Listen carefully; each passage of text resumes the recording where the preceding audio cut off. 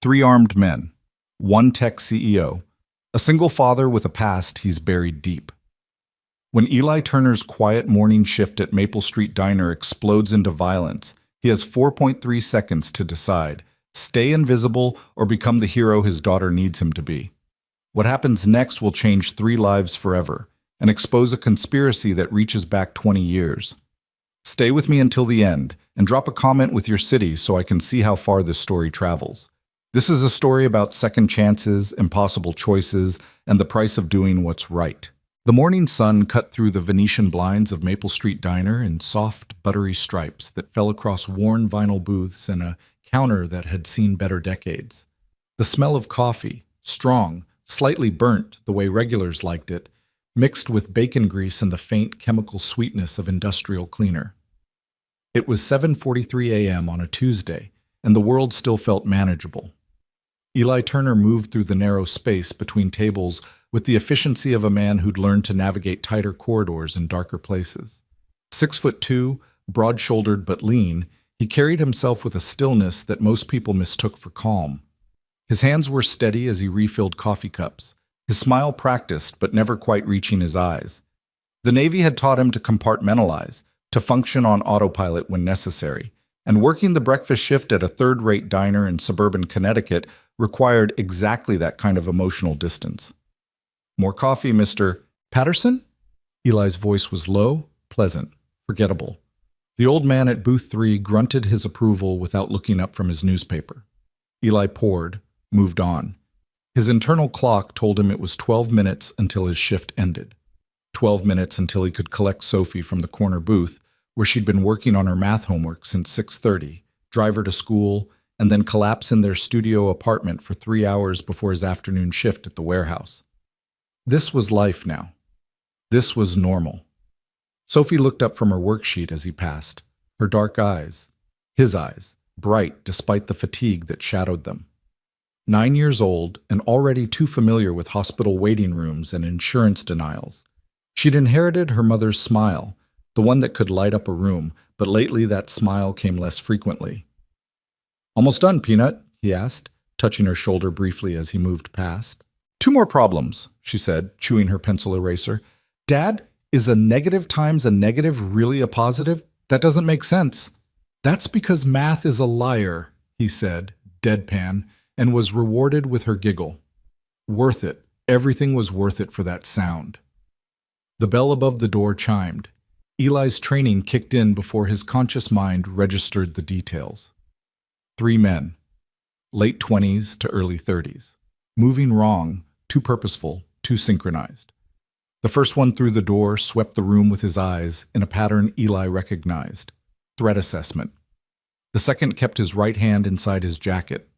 The third locked the door behind them and flipped the sign to closed. Time didn't slow down, that was movie bullshit, but Eli's perception sharpened. Adrenaline dumped into his bloodstream. His heart rate elevated to exactly 120 beats per minute, the optimal zone for tactical performance. His peripheral vision expanded. The diner held 11 people, not counting himself and Sophie. Mr. Patterson at booth 3. Maria, the other waitress, behind the counter. Danny, the cook, invisible in the kitchen but probably hungover. 2 truckers at the counter. A young couple in booth 5 who'd been arguing about money. 3 construction workers in booth 7, still muddy from an early job. And the woman in booth 1. She sat alone, facing the door, wearing sunglasses despite the dim interior. Designer clothes trying and failing to look casual. Eli had clocked her as out of place the moment she'd walked in 40 minutes ago. Money, power, hiding, the trifecta of someone running from something. The lead man pulled out a gun. "Nobody moves, nobody dies," he announced, his voice carrying the flat effect of someone who'd said this before. "We're here for one person. The rest of you are irrelevant."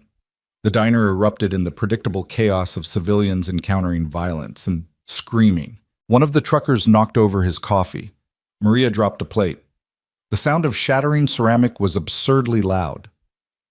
Eli didn't move. His body remained relaxed, his face carefully blank, but his mind was sprinting through calculations. 3 hostiles, at least 2 confirmed weapons. Unknown additional firepower. 11 civilians. Unknown tactical training of the hostiles. Unknown objective. No. Known objective. All three men were looking at the woman in booth 1. She'd removed her sunglasses. Eli caught a glimpse of her face for the first time, really saw her, and recognition flickered. He didn't follow business news, didn't care about tech billionaires or Silicon Valley drama, but even he'd seen this face. Claire Donovan, CEO of Nexus Technologies, Forbes covers, TED Talks, the woman who'd revolutionized cloud security and made her first billion before 30, and now apparently someone's target. Ms. Donovan, the lead gunman said, almost polite. We're going to take a ride together. You come quietly, nobody gets hurt. You make this difficult, people die, starting with the kid. The gun swung towards Sophie. Everything in Eli's world crystallized to a single point of absolute clarity. The Navy had spent 6 years teaching him to kill, but his training had broken him down and rebuilt him into something harder, sharper. SEAL Team 4 had refined that weapon through deployments in Afghanistan, Iraq, and places that didn't officially exist. He'd learned to shoot, to fight, to infiltrate, to survive. He'd learned to make impossible decisions in fractions of seconds. He'd also learned that some things were worth dying for. Hey! Eli's voice cut through the chaos, calm as glass. Hey, asshole, eyes on me. The lead gunman's attention snapped to him.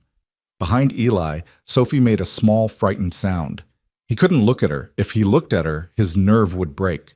You're making a mistake, Eli said, taking a slow step away from Sophie's booth, drawing them away from her. You don't want to do this here. Too many witnesses, too many variables. You're smarter than this. Get on the ground, the gunman ordered. Can't do that, Eli said.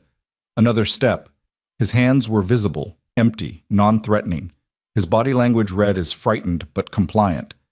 Every piece of his training said to wait, to assess, to not engage unless absolutely necessary. But Sophie was in the kill zone. I said, get on the ground.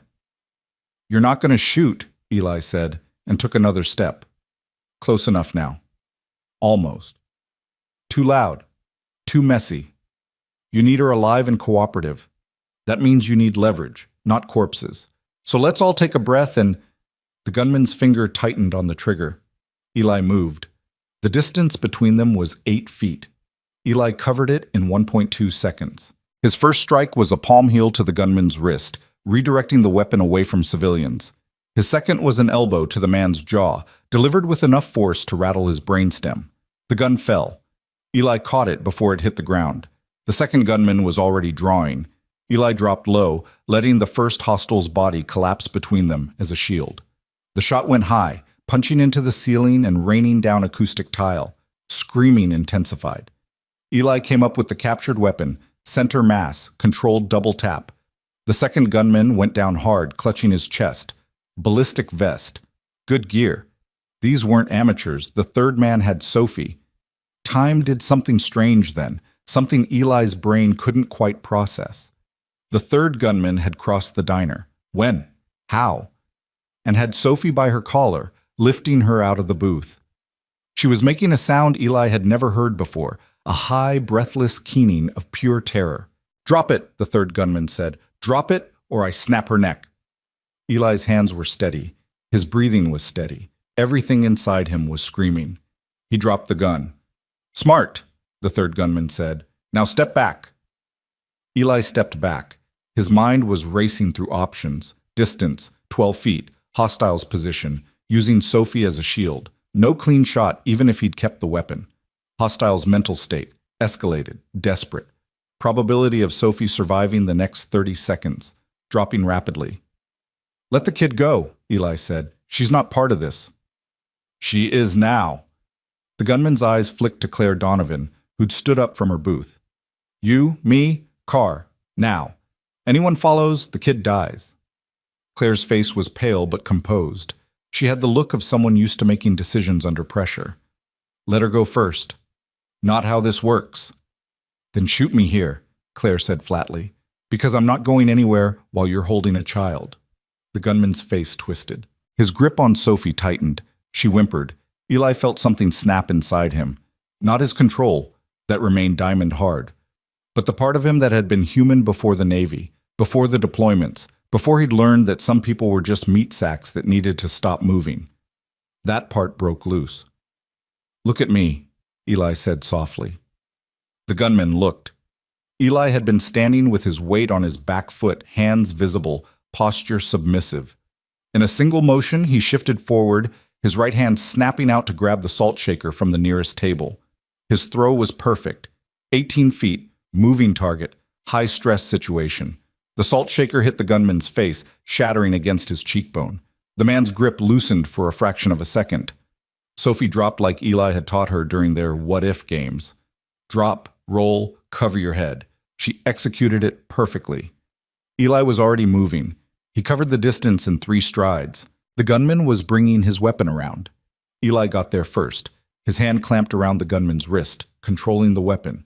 His other hand, knife-edge strike to the throat, textbook, brutally efficient. The gunman gagged. Eli twisted the wrist, feeling bones grind and separate. The gun fell. Eli caught it, spun it, fired. The shot took the first gunman, just now recovering from the initial assault, in the shoulder. He went down again, this time staying down. Silence crashed over the diner like a physical force.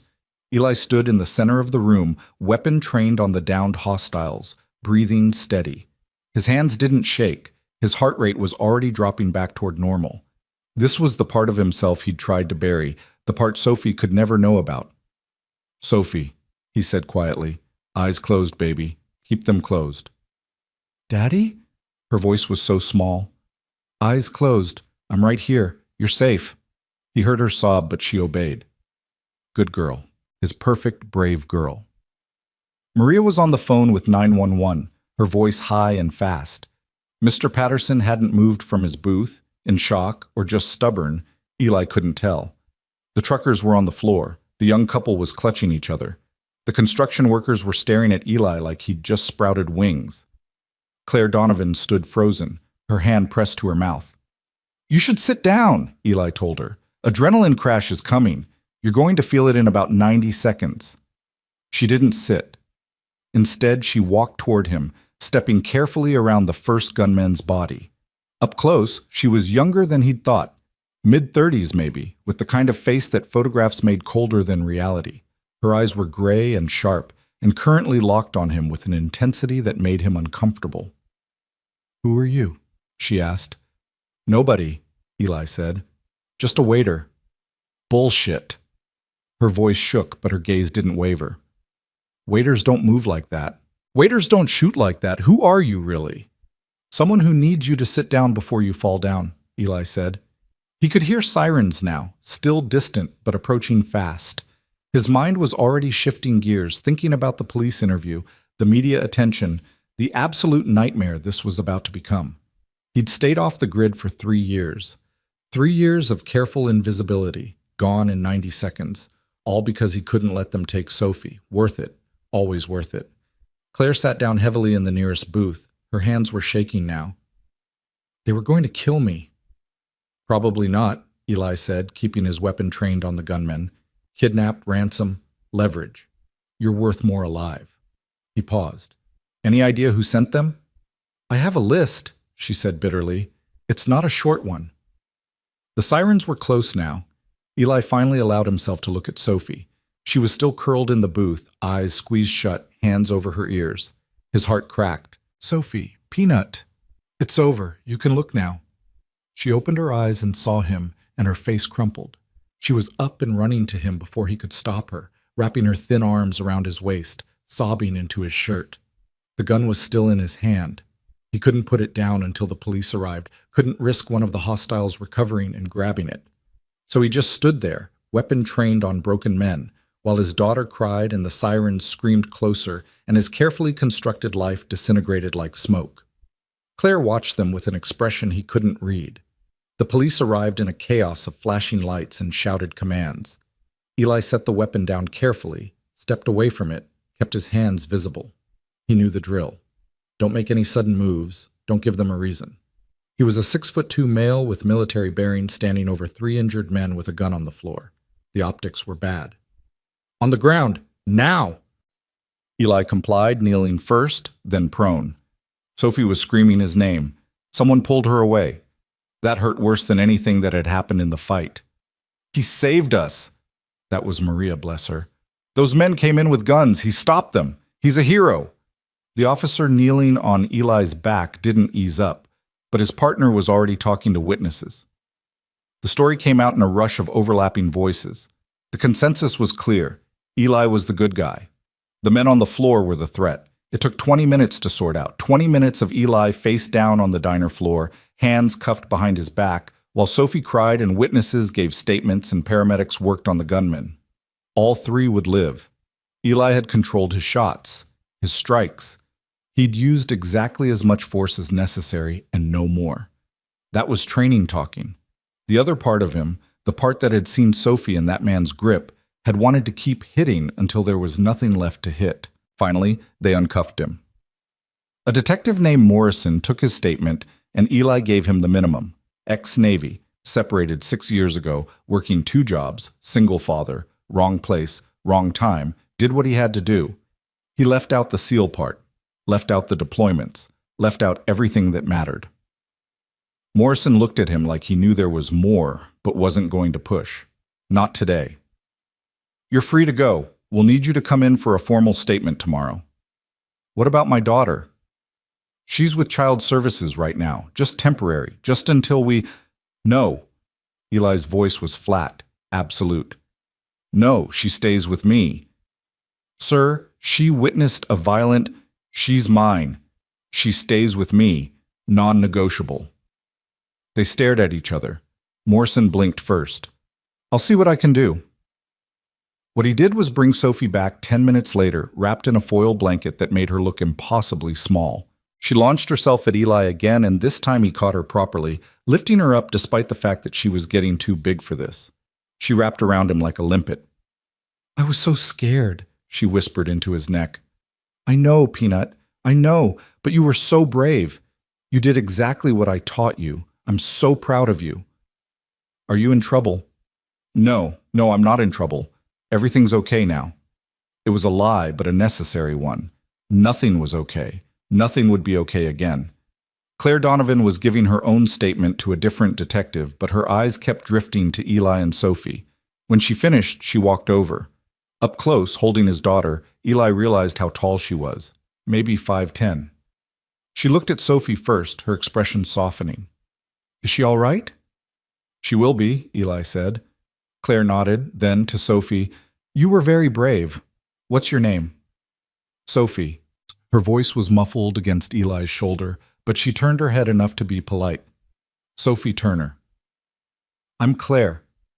Your dad saved my life today, Sophie. I won't forget that. Sophie didn't respond.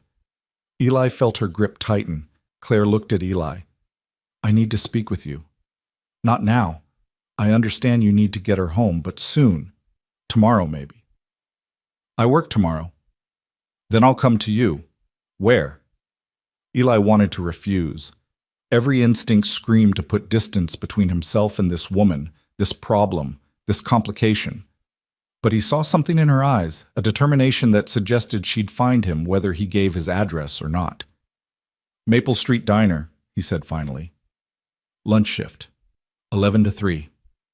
I'll be there at noon. She touched Sophie's back gently. Take care of each other. Then she was gone, escorted out by her own security detail. Where the hell had they been during the attack?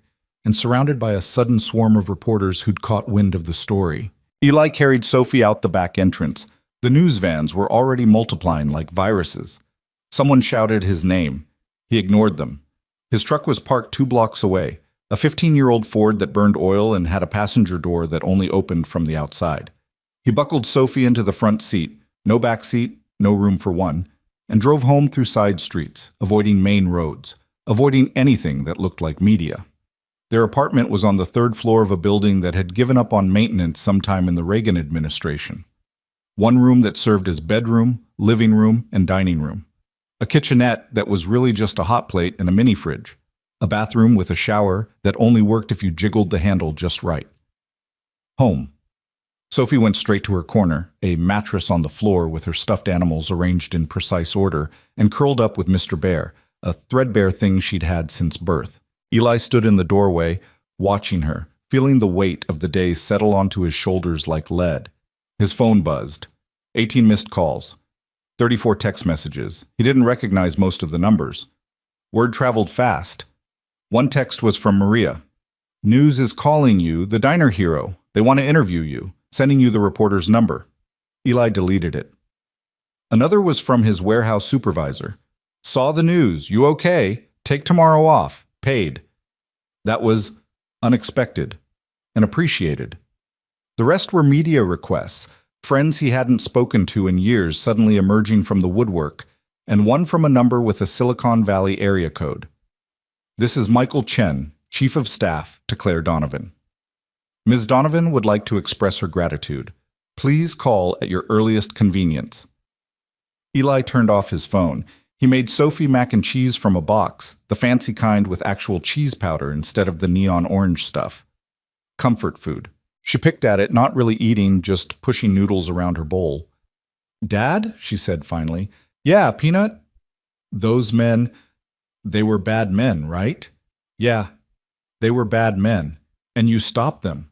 "Yeah, because that's what you do. You stop bad people." Eli's throat tightened. That's not exactly in the Navy," Sophie continued, her voice small but certain. "You were a hero, like today. You saved people." He'd never told her specifics, just, "I was in the Navy, and I can't talk about most of it." But she was smart, his daughter. Too smart. She'd pieced together enough from fragments, from nightmares she'd heard him wake from the way he moved through the world like a man always checking exits. "It's complicated," he said. "I'm glad you were there," Sophie whispered. "I'm glad you knew how to stop them." "Me too, Peanut." She didn't finish her dinner. He didn't push.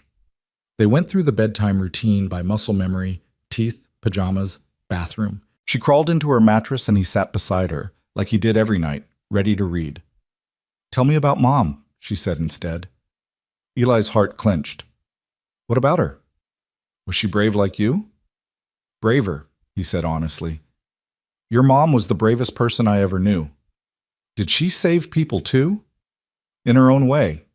She was a nurse, remember? She helped people when they were hurt. She made them better. Until she got sick." "Until she got sick," Eli agreed. "Breast cancer. Stage 4 by the time they caught it. Sophie had been 3. They'd had 2 years together, mother and daughter, before the end. Sometimes Eli wondered if Sophie really remembered her, or if she just remembered the stories he told. "Do I look like her?" "You have her smile, her eyes, her laugh." He touched her hair, dark and straight like his, but everything else was Emma. "And her heart. You have her heart, Sophie. The best parts of both of us." She was quiet for a moment. Then, "Dad, are we safe now?" The question gutted him, because he didn't know. Those men had been professionals. They'd had intel on Claire Donovan's location, her routine. They'd been organized, prepared. And now Eli had put himself and Sophie directly in the spotlight. If whoever sent those men wanted revenge, or wanted to eliminate witnesses, or wanted to finish what they'd started. "Yes," he lied.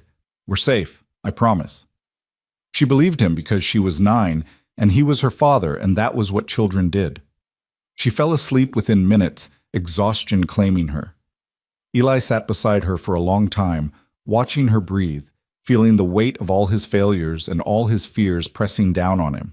He'd left the Navy to keep her safe, left the life, the purpose, the brotherhood, taken every odd job he could find, lived in this shithole apartment, worked himself to exhaustion day after day, all to give her a normal life. One morning, one decision, and now the world knew his face. His phone buzzed again, even though he'd turned it off. He checked.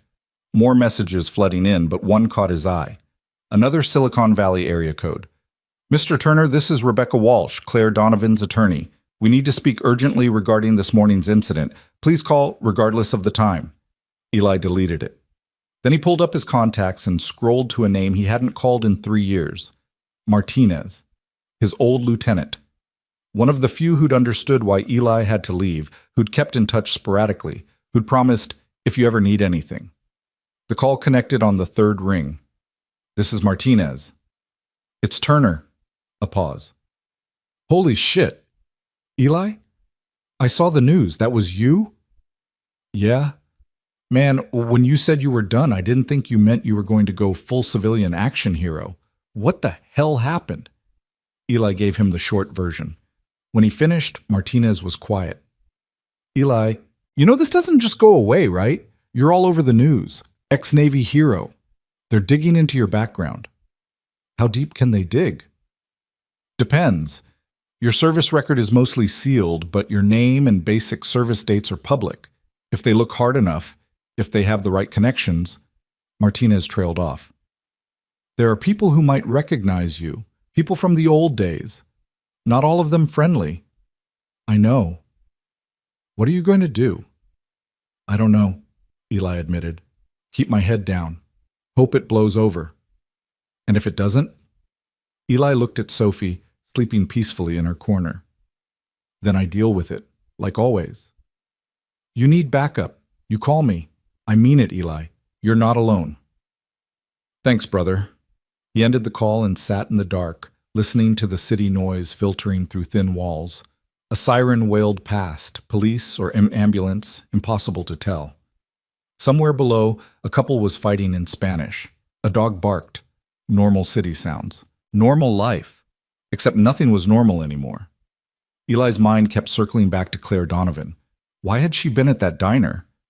A woman worth billions, eating alone in a third-rate breakfast joint in suburban Connecticut.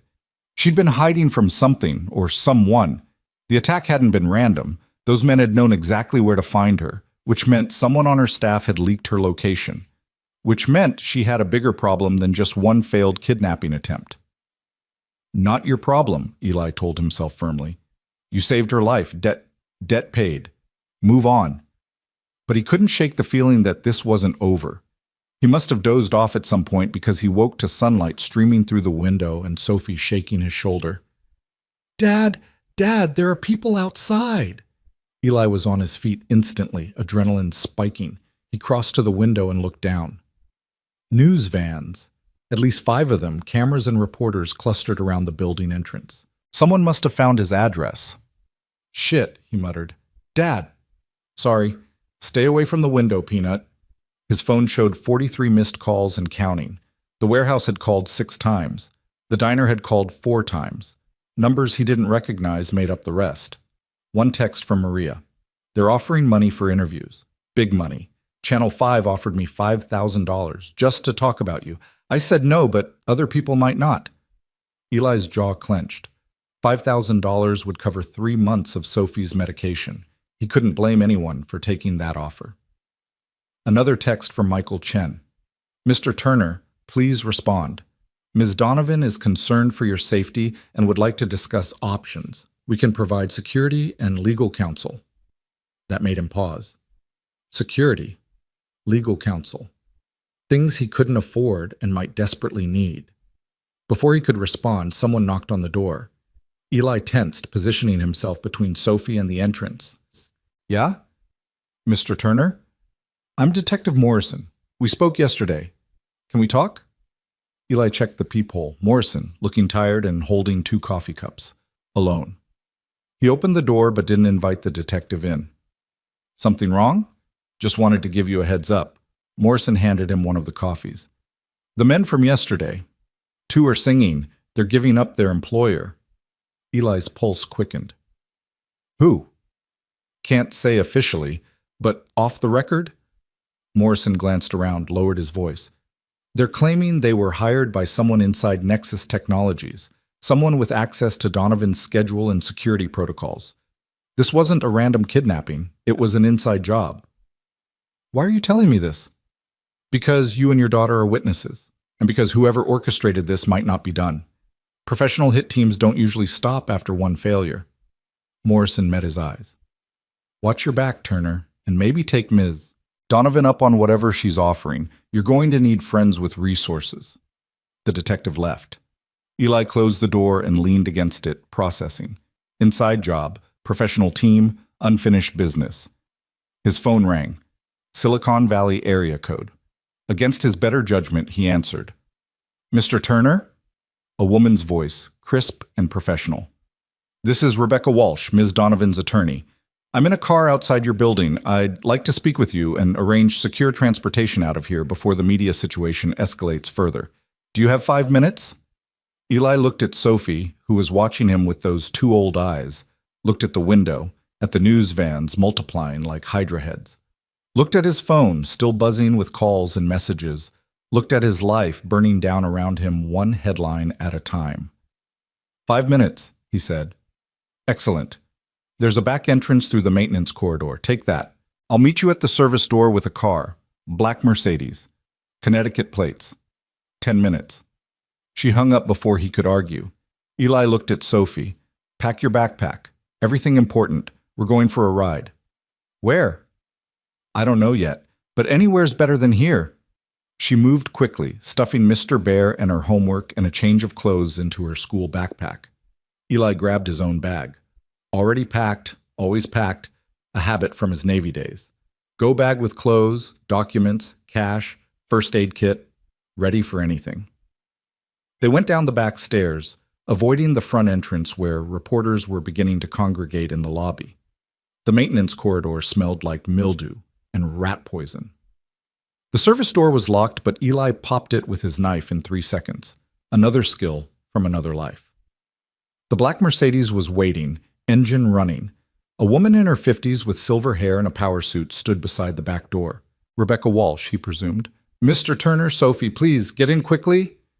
They got in. The car pulled away smoothly, driver navigating through alleys and side streets with the ease of someone who knew the area, or had planned the route carefully. Where are we going? Eli asked. Somewhere safe, Rebecca said. Somewhere we can talk without cameras and reporters. Ms. Donovan is waiting. I said I'd meet her at the diner at noon. The diner is currently surrounded by 24 media vehicles and has been forced to close. Noon is no longer viable. Rebecca pulled out a tablet, brought up a news site. Eli's face was everywhere. Diner hero saves tech CEO. Ex-Navy father stops kidnapping. Who is Eli Turner? Some of the articles had started digging. His Navy service dates, his hometown in Ohio, Emma's obituary from 6 years ago, Sophie's name, her school, his daughter's name, in the news for anyone to see. Make them take that down, Eli said, his voice dangerous. Her name, take it down. We're working on it, Rebecca assured him, but you need to understand, this story has national attention now. By this evening, it'll be international. You're not going back to anonymity, Mr. Turner. That door is closed. The question is how you manage what comes next. The car pulled into an underground parking garage beneath a glass tower. Private elevator, keycard access, up to the 30th floor.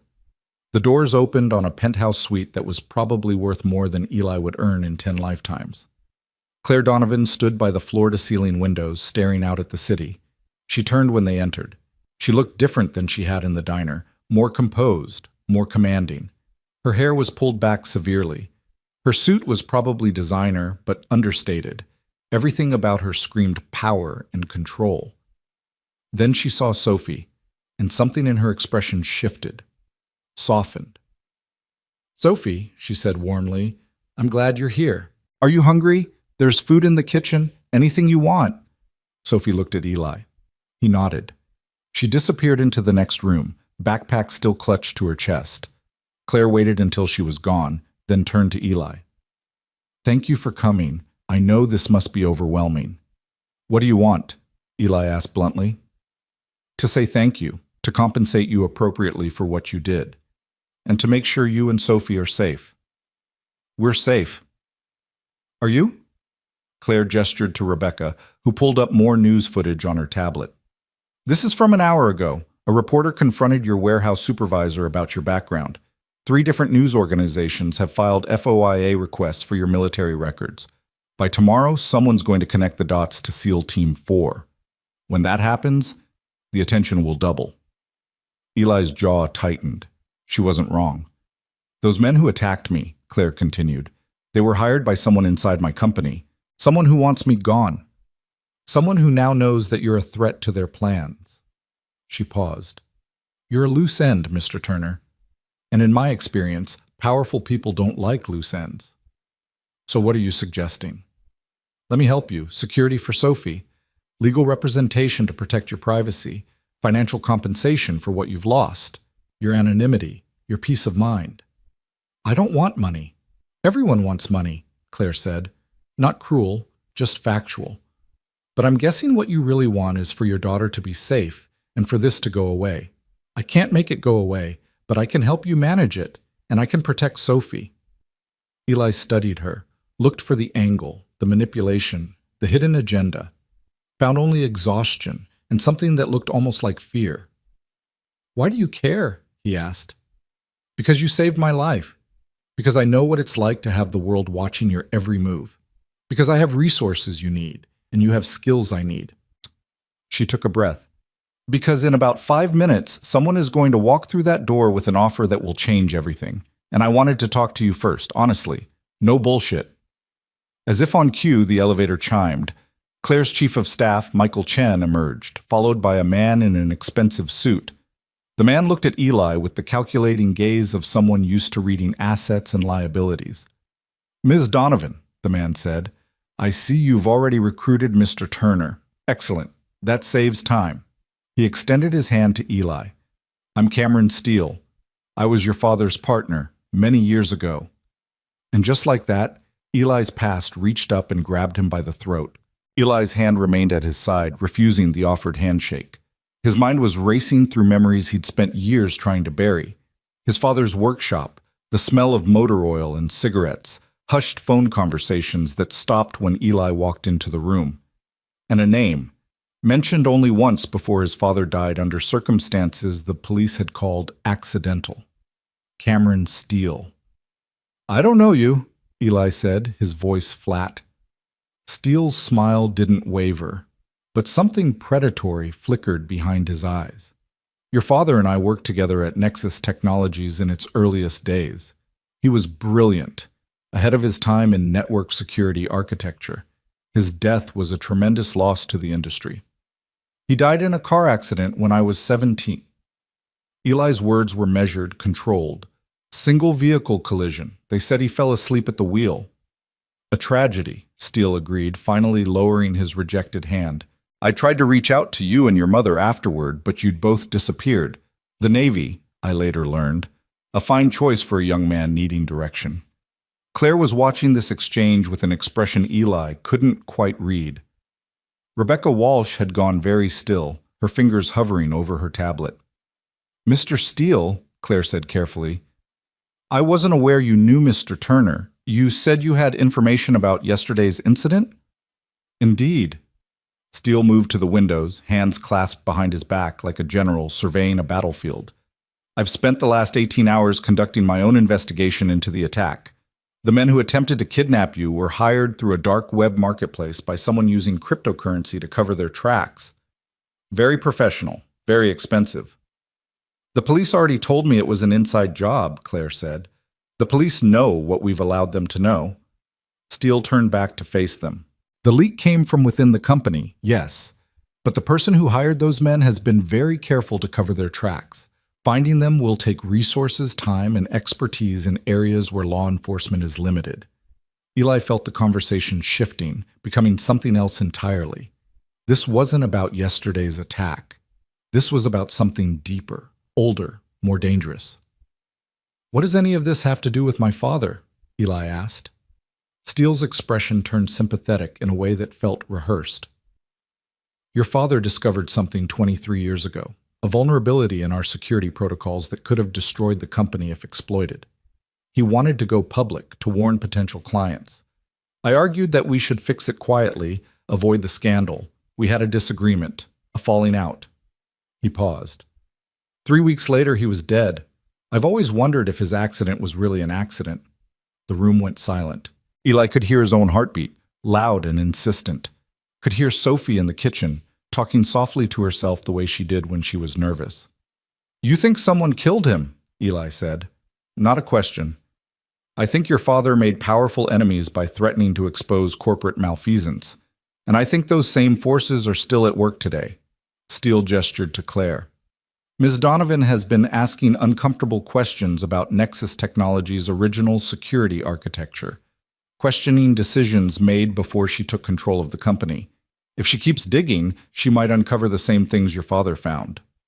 Claire's face had gone pale. You never told me this. In all the years I've worked with you, you never mentioned, because I had no proof, Steele interrupted smoothly.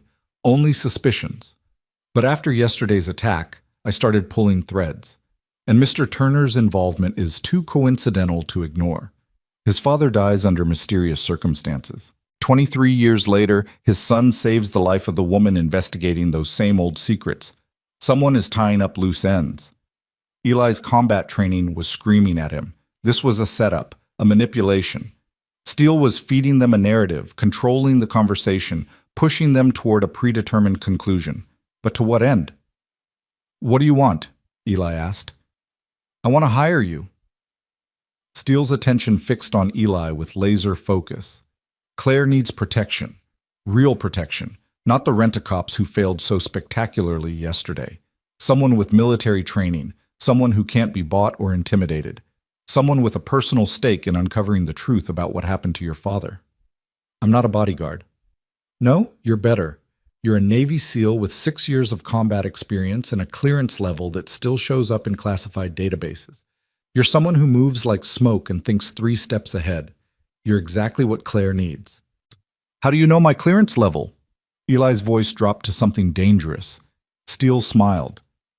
I have friends in relevant places, Mr. Turner. Friends who remember your service record.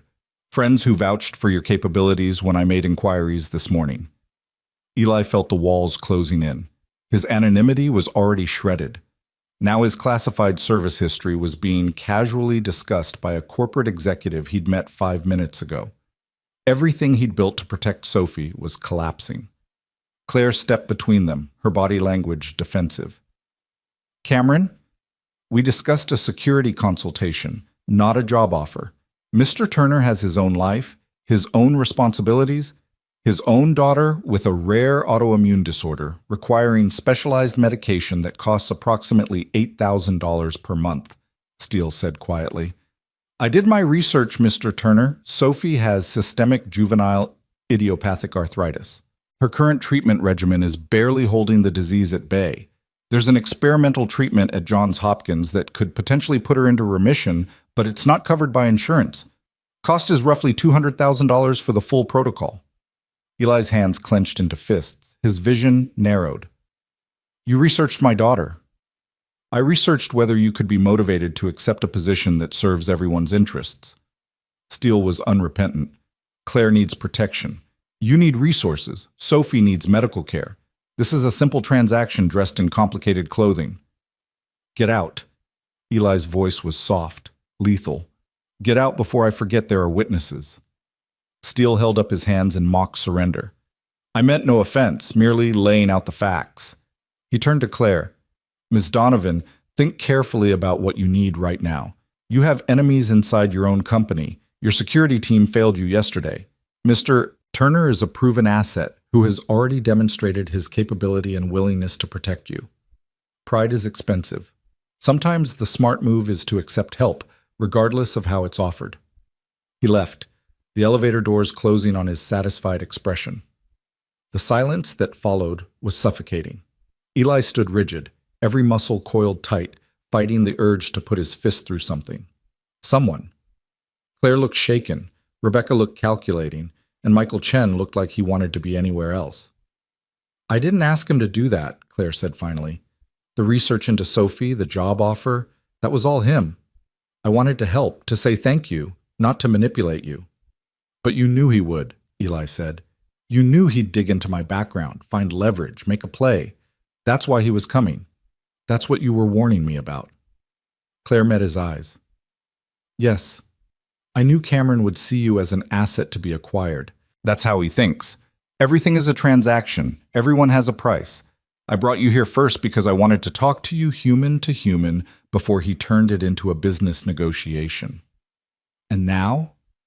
Now I'm offering you what I should have offered from the start. Claire's voice was steady, certain. A job. Legitimate employment as a security consultant for Nexus Technologies. 6-month contract, $250,000, full medical benefits for you and Sophie. Not because of who your father was, not as leverage, but because I genuinely need someone I can trust. Yesterday proved my existing security is compromised. You're the only person who's proven they'll put themselves between me and a bullet. You don't know me. I know you have a 9-year-old daughter you're working yourself to death to support. I know you left a military career that clearly meant something to you in order to be her father. I know when armed men threatened her, you didn't hesitate. You just acted. That tells me everything I need to know about your character. Eli wanted to say no. Wanted to grab Sophie, walk out, disappear into whatever anonymity he could still salvage. But Steele's words echoed in his mind. $200,000 for Sophie's treatment. A chance at remission, at a normal childhood free from constant pain and hospital visits. I need to talk to my daughter, he said. Claire nodded. Take all the time you need. There's a private office through that door. Rebecca, Michael, give us the room. They left. Eli found Sophie sitting at the kitchen island, picking at a sandwich she'd made, her backpack still clutched beside her. She looked up when he entered, and he saw the fear in her eyes. Are we in trouble? She asked.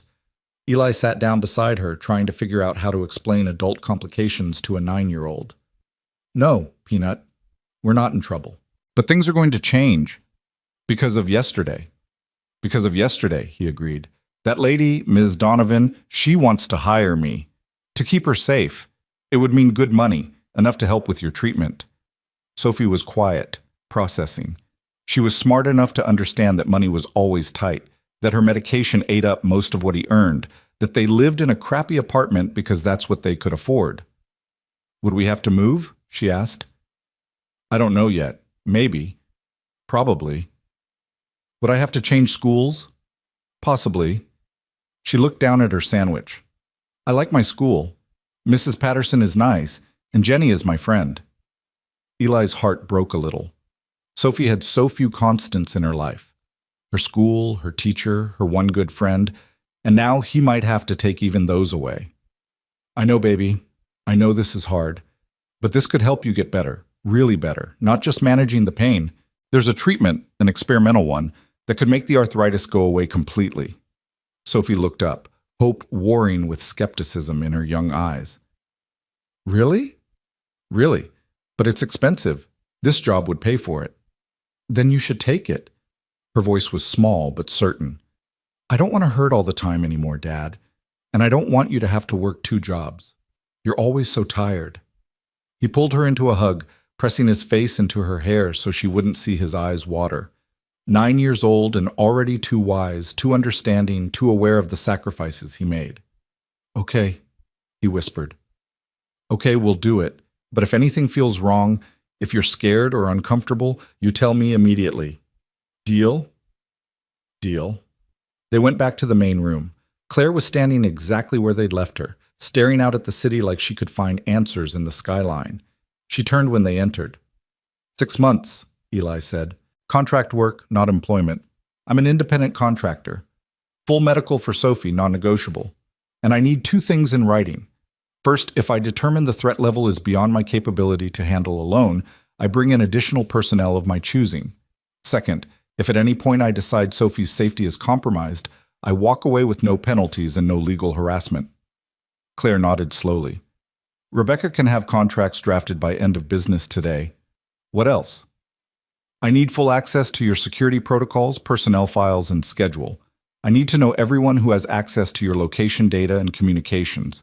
And I need complete autonomy, no second-guessing my decisions on security matters. Done. What about living arrangements? Eli glanced at Sophie. We stay in our apartment. I'm not moving her into some fortress where she becomes a target by association. That's not practical if you're providing close protection. The commute alone creates vulnerabilities. Claire considered. I have a property in Greenwich, gated community, excellent schools, fully secured, guest house on the property. You and Sophie take the guest house, maintain your independence, but you're close enough to respond if needed. I need to see it first. We can go this afternoon. Claire looked at Sophie, her expression softening.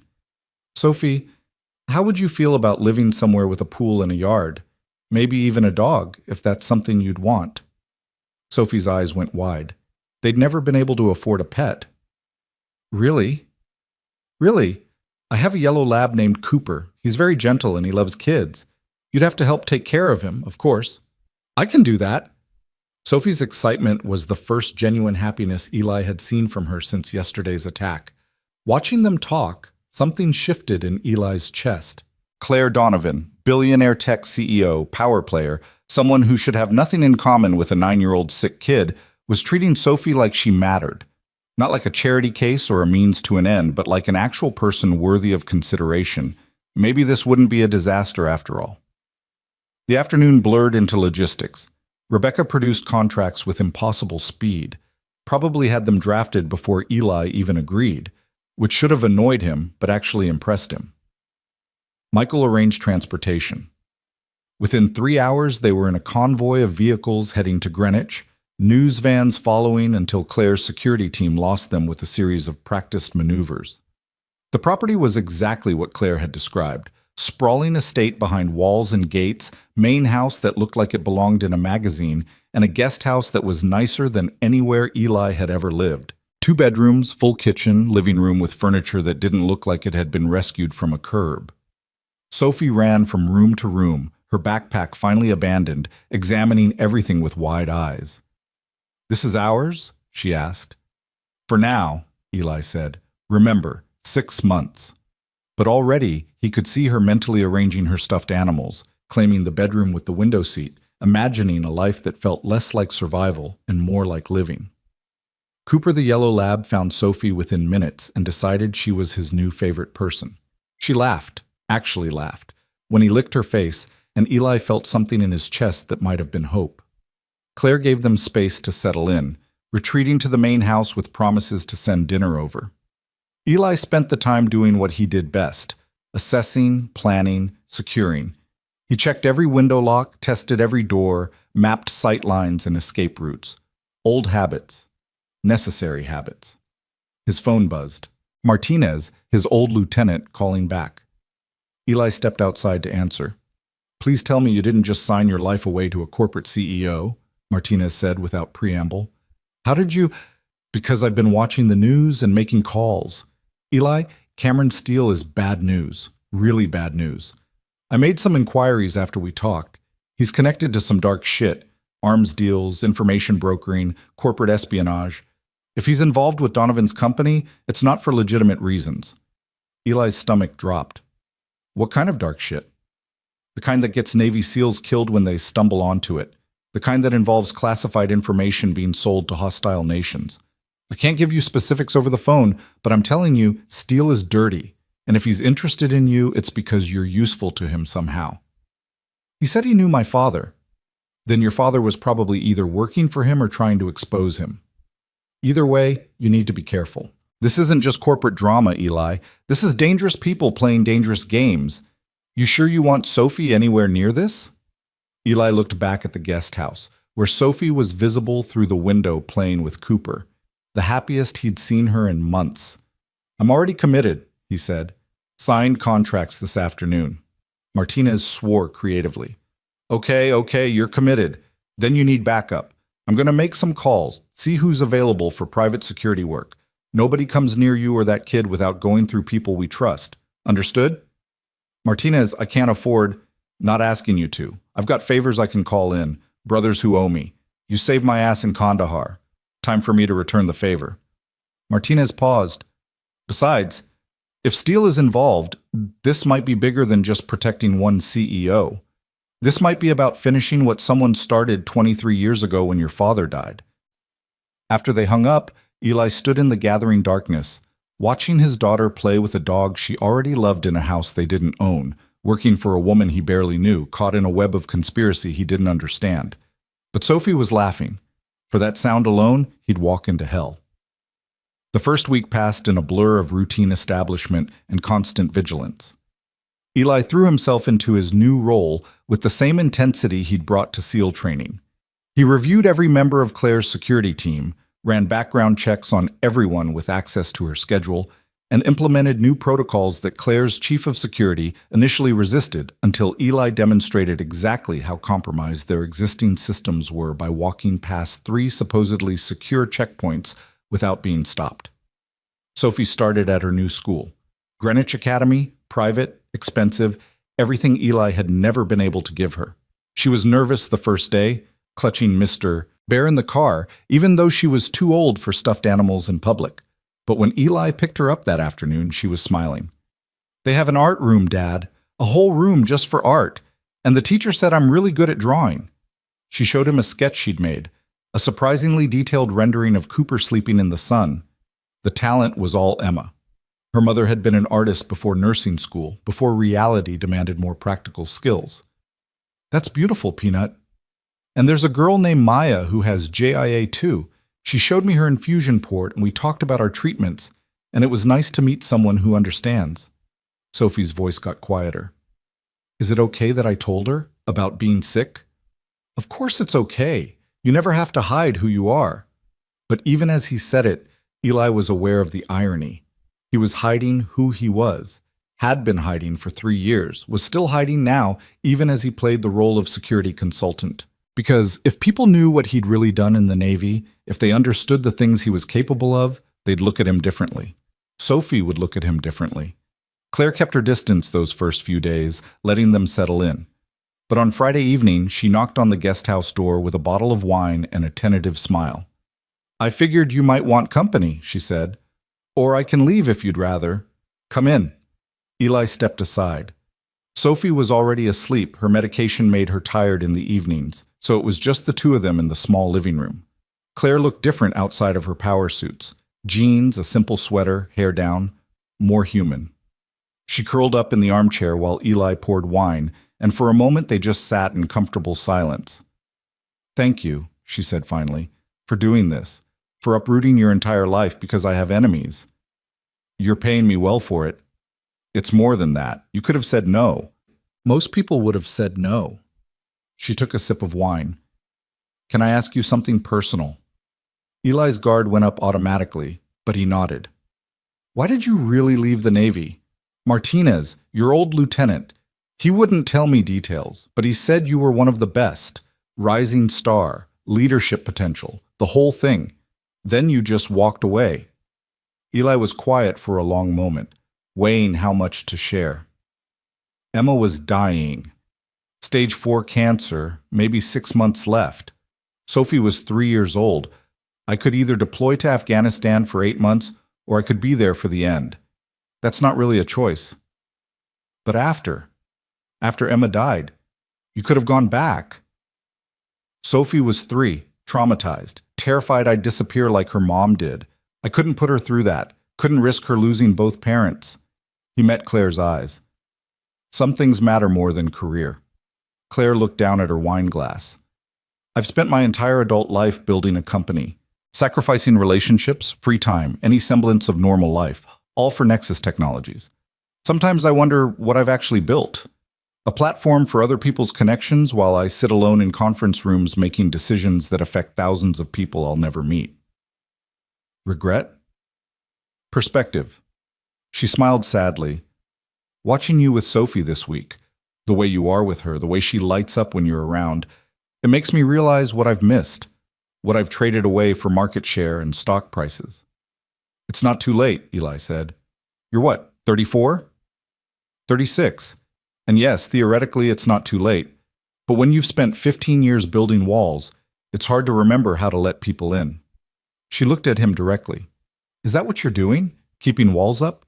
Because I see the way you watch everyone like they're potential threats. The way you position yourself with your back to walls and your eyes on exits. You're here, but you're not really here. You're still in combat mode." Eli couldn't argue because she was right. Hard to turn it off. "Maybe you don't have to. Maybe the walls serve a purpose." Claire finished her wine. "But maybe it would be nice to have someone on the inside of them sometimes. Someone who understands." She left after that, and Eli sat alone in the dark, thinking about walls and isolation and the different ways people protected themselves from a world that could hurt them. The weekend brought Sophie's first scheduled treatment at the new hospital, Connecticut Children's, significantly nicer than the clinic they'd been using. Claire insisted on coming along, which surprised Eli until he realized she was nervous. Not about the threat level, his security assessment had determined the hospital visit was low risk, but about Sophie. The infusion took 3 hours. Sophie was a trooper about it like always, barely flinching when the nurse placed the IV. But Eli could see this pain in her eyes, the exhaustion that came with the medication entering her system. Claire sat with them the entire time, not on her phone, not distracted by work, just present. She asked Sophie about school, about her drawings, about what she wanted to be when she grew up. "A veterinarian," Sophie said, "so I can help animals feel better, like how the doctors help me feel better." "That's a wonderful goal," Claire said seriously. "You know, Nexus Technologies has a veterinary division. We develop software for animal hospitals. Maybe someday you could work there, combine your love of animals with technology." Sophie's eyes went wide. "Really? That's a real job?" "Absolutely. In fact, I'll introduce you to Dr. Martinez, no relation to your dad's friend, who runs that division. She started as a vet and then learned programming because she wanted to make better tools for animal care." Watching them talk, Eli felt something shift in his perception of Claire Donovan. She wasn't just playing nice for his benefit. She genuinely cared, saw Sophie as a person, not an obligation or a tool for keeping Eli compliant. That night, after Sophie was asleep and Eli was doing his evening perimeter check, his phone buzzed with a text from Claire. "Thank you for letting me come today. Sophie is remarkable. You've done an amazing job raising her." He stared at the message for a long time before responding. "Thank you for caring." 3 words. But they felt like dismantling a wall brick by brick. The following Tuesday, everything changed. Eli was reviewing security footage from the main house when he noticed something off. A delivery truck had arrived at the gate, been cleared by security, dropped off packages at the main entrance. Standard. Except the truck had idled at the end of the driveway for 47 seconds before leaving. No reason for that, no legitimate reason. He pulled up the gate camera footage, enhanced the image of the driver's face, ran it through facial recognition software he'd installed without telling anyone. The results made his blood run cold. Marcus Vance, former Army Ranger dishonorably discharged 8 years ago for conduct unbecoming. Currently on Interpol's watch list for suspected involvement in international arms trafficking. Known associate of several private military contractors who operated in legal gray zones. Not a delivery driver. A scout. Eli was moving before he'd consciously decided to act. He grabbed his go bag, checked his weapon. He'd been carrying concealed since day one, despite Connecticut's strict laws, and was out the door in 30 seconds. Claire was in her home office, working on her laptop. She looked up when Eli burst in, and immediately her expression shifted from surprise to alarm. "What's wrong?" "We're compromised. Someone just cased the property using a fake delivery service. We need to move now." "Move where? This is the most secure." "Security is an illusion that just shattered. Pack a bag. 5 minutes." To her credit, Claire didn't argue further. She grabbed a laptop bag and some clothes while Eli called Martinez. "I need an extraction," Eli said without preamble. "Hostile surveillance confirmed. Need a safe house and transportation." "I'm 2 hours out. Can you hold position?" "Negative. Position is burned. I'm taking her to ground until you can get here." "Where's the kid?" Eli's heart stopped. "Sophie. She was at school. Greenwich Academy was a 30-minute drive in good traffic." "I need to get Sophie," he said. "Eli, if they're watching the property, they're watching the school. You go there, you lead them right to her." "I'm not leaving my daughter." "You're not. I've got a team 5 minutes from Greenwich Academy. Give me the word and they extract her, bring her to you." Eli's every instinct screamed against trusting anyone else with Sophie's safety. But Martinez was right. If he left now, he'd be followed. Would lead the threat directly to his daughter. "Do it," he said, voice tight. "But Martinez, if anything happens to her, it won't. I promise you, brother. We're ghosts. Nobody will even know she's gone." Eli gave him the school details, Sophie's class schedule, her description. Then he turned to Claire. "We need to leave separately. Make it look like normal routine. You're going to the Nexus office for a meeting. I'm going to check the perimeter. We'll rendezvous at..." He thought quickly. "The Starbucks on Post Road, 15 minutes. "What about Sophie?" She's being extracted by friendlies. She'll be safe. You're sure? No, he wasn't sure, but he nodded anyway. They left separately. Eli took the long way, checking for tails, running every counter-surveillance technique he'd learned. He spotted 2 separate vehicles following Claire's route, one sedan, one SUV. Professional, coordinated. He called her. Don't go to Starbucks, they're on you. Head toward I-95 North, take exit 9, there's a rest stop. I'll meet you there. How did you just drive? He lost his own tail by cutting through a construction site and doubling back. Made it to the rest stop 3 minutes before Claire. When she pulled in, he was already moving, opening her passenger door, sliding in. Drive, don't stop, head toward Hartford. What's happening, Eli? Who's following us? People who want you dead, and people I thought were buried in my past. He checked his phone. Message from Martinez. Package secure. Heading to safe house. Give me a destination. Relief flooded through him. Sophie was safe. He texted back an address and a property Martinez had mentioned once, a cabin in the Berkshires that belonged to a retired SEAL, off the grid, secure. Claire was gripping the steering wheel tight enough to make her knuckles white. This is about your father, isn't it? About whatever he found 23 years ago. I think so. I think someone decided that loose ends need to be tied up. Your investigation into Nexus's original security architecture, my showing up at exactly the right moment to save you. Too many coincidences. Someone's worried about what we might uncover together. Steele, Claire said. It has to be Steele. He's the only one who knew about your father, who had access to my security protocols, who could have leaked my location to those kidnappers. Maybe. Or maybe Steele wants us to think he's the threat while the real enemy is someone we haven't even considered. Eli's mind was racing through possibilities, threat assessments, strategic options. Either way, we can't trust anyone inside Nexus. We can't trust local law enforcement. They might be compromised. We need to disappear until we figure out who's pulling the strings. I can't just disappear.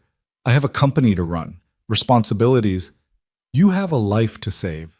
Priorities, Claire. She was quiet for a moment. Then, what about Sophie? Is she really safe? With Martinez and his team? Safer than she'd be anywhere else. He's pulling in people we served with. SEALs, Rangers, Marines. The best of the best. Nobody's getting to her. And if they try? Eli's voice went cold, flat, utterly certain. Then they'll learn why you don't threaten a SEAL's family. They drove in silence for a while, putting distance between themselves and Greenwich. Eli kept checking mirrors, watching for tails, his training running on autopilot while his mind worked through strategy. Finally, Claire spoke again. I need to tell you something. About Nexus. About the original security architecture you're supposed to be protecting. She took a breath. It was designed to be vulnerable. Deliberately.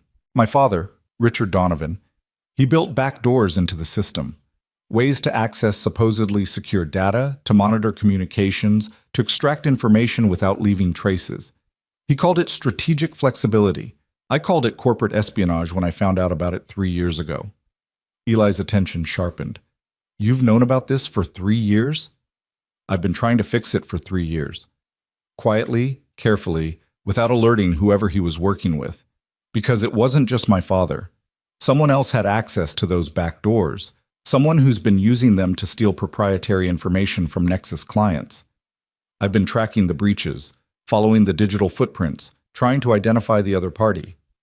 And every trail led back to Cameron Steele. He was my father's partner, his oldest friend. They built Nexus together, and I think they built it specifically to facilitate corporate and government espionage. Your father must have figured it out, must have threatened to expose them. So they killed him. It wasn't a question. I can't prove it, but yes, I think so. And now I'm close to having the proof I need, close to being able to expose the whole operation. That's why someone wants me dead. That's why they sent professionals instead of just staging an accident. Eli's hands clenched. His father's death, not an accident. Murder. And the man who'd engineered it had smiled at him, shaken his hand, offered him a job. We're going to bury him, Eli said quietly. Steele. Whoever else is involved.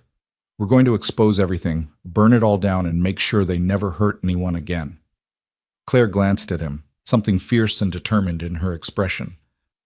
I was hoping you'd say that. They reached the cabin 3 hours later. Martinez was waiting with Sophie, who ran to Eli the moment she saw him. He caught her, held her tight, breathing in the strawberry shampoo scent of her hair. I was scared, she whispered. These strange men came and said we had to leave, and I didn't know where you were. I know, Peanut, I'm sorry. But you're safe now, I promise. You're safe. Martinez approached, and Eli saw the rest of the team. 4 men he recognized from various deployments. Brothers, family, people who'd proven themselves in fire and blood. Perimeter is secure, Martinez reported. No tails, no surveillance. We're ghosts. How long can we stay here? Long as you need. Owners overseas for 6 months said we could use the place. It's got supplies, weapons, secure comms, everything we need to plan our next move. Eli nodded, grateful beyond words. Then he turned to Sophie. Peanut, I need you to be brave a little longer. We're going to stay here for a bit, like a camping trip. It's going to be different, and maybe a little scary, but Miss Claire and I need to figure some things out. Can you do that? Sophie looked at Claire, then back at Eli. Is Miss Claire in danger? Yes. Because of bad people? Yes. Sophie's jaw set in a way that reminded Eli painfully of Emma. Then we help her. That's what heroes do.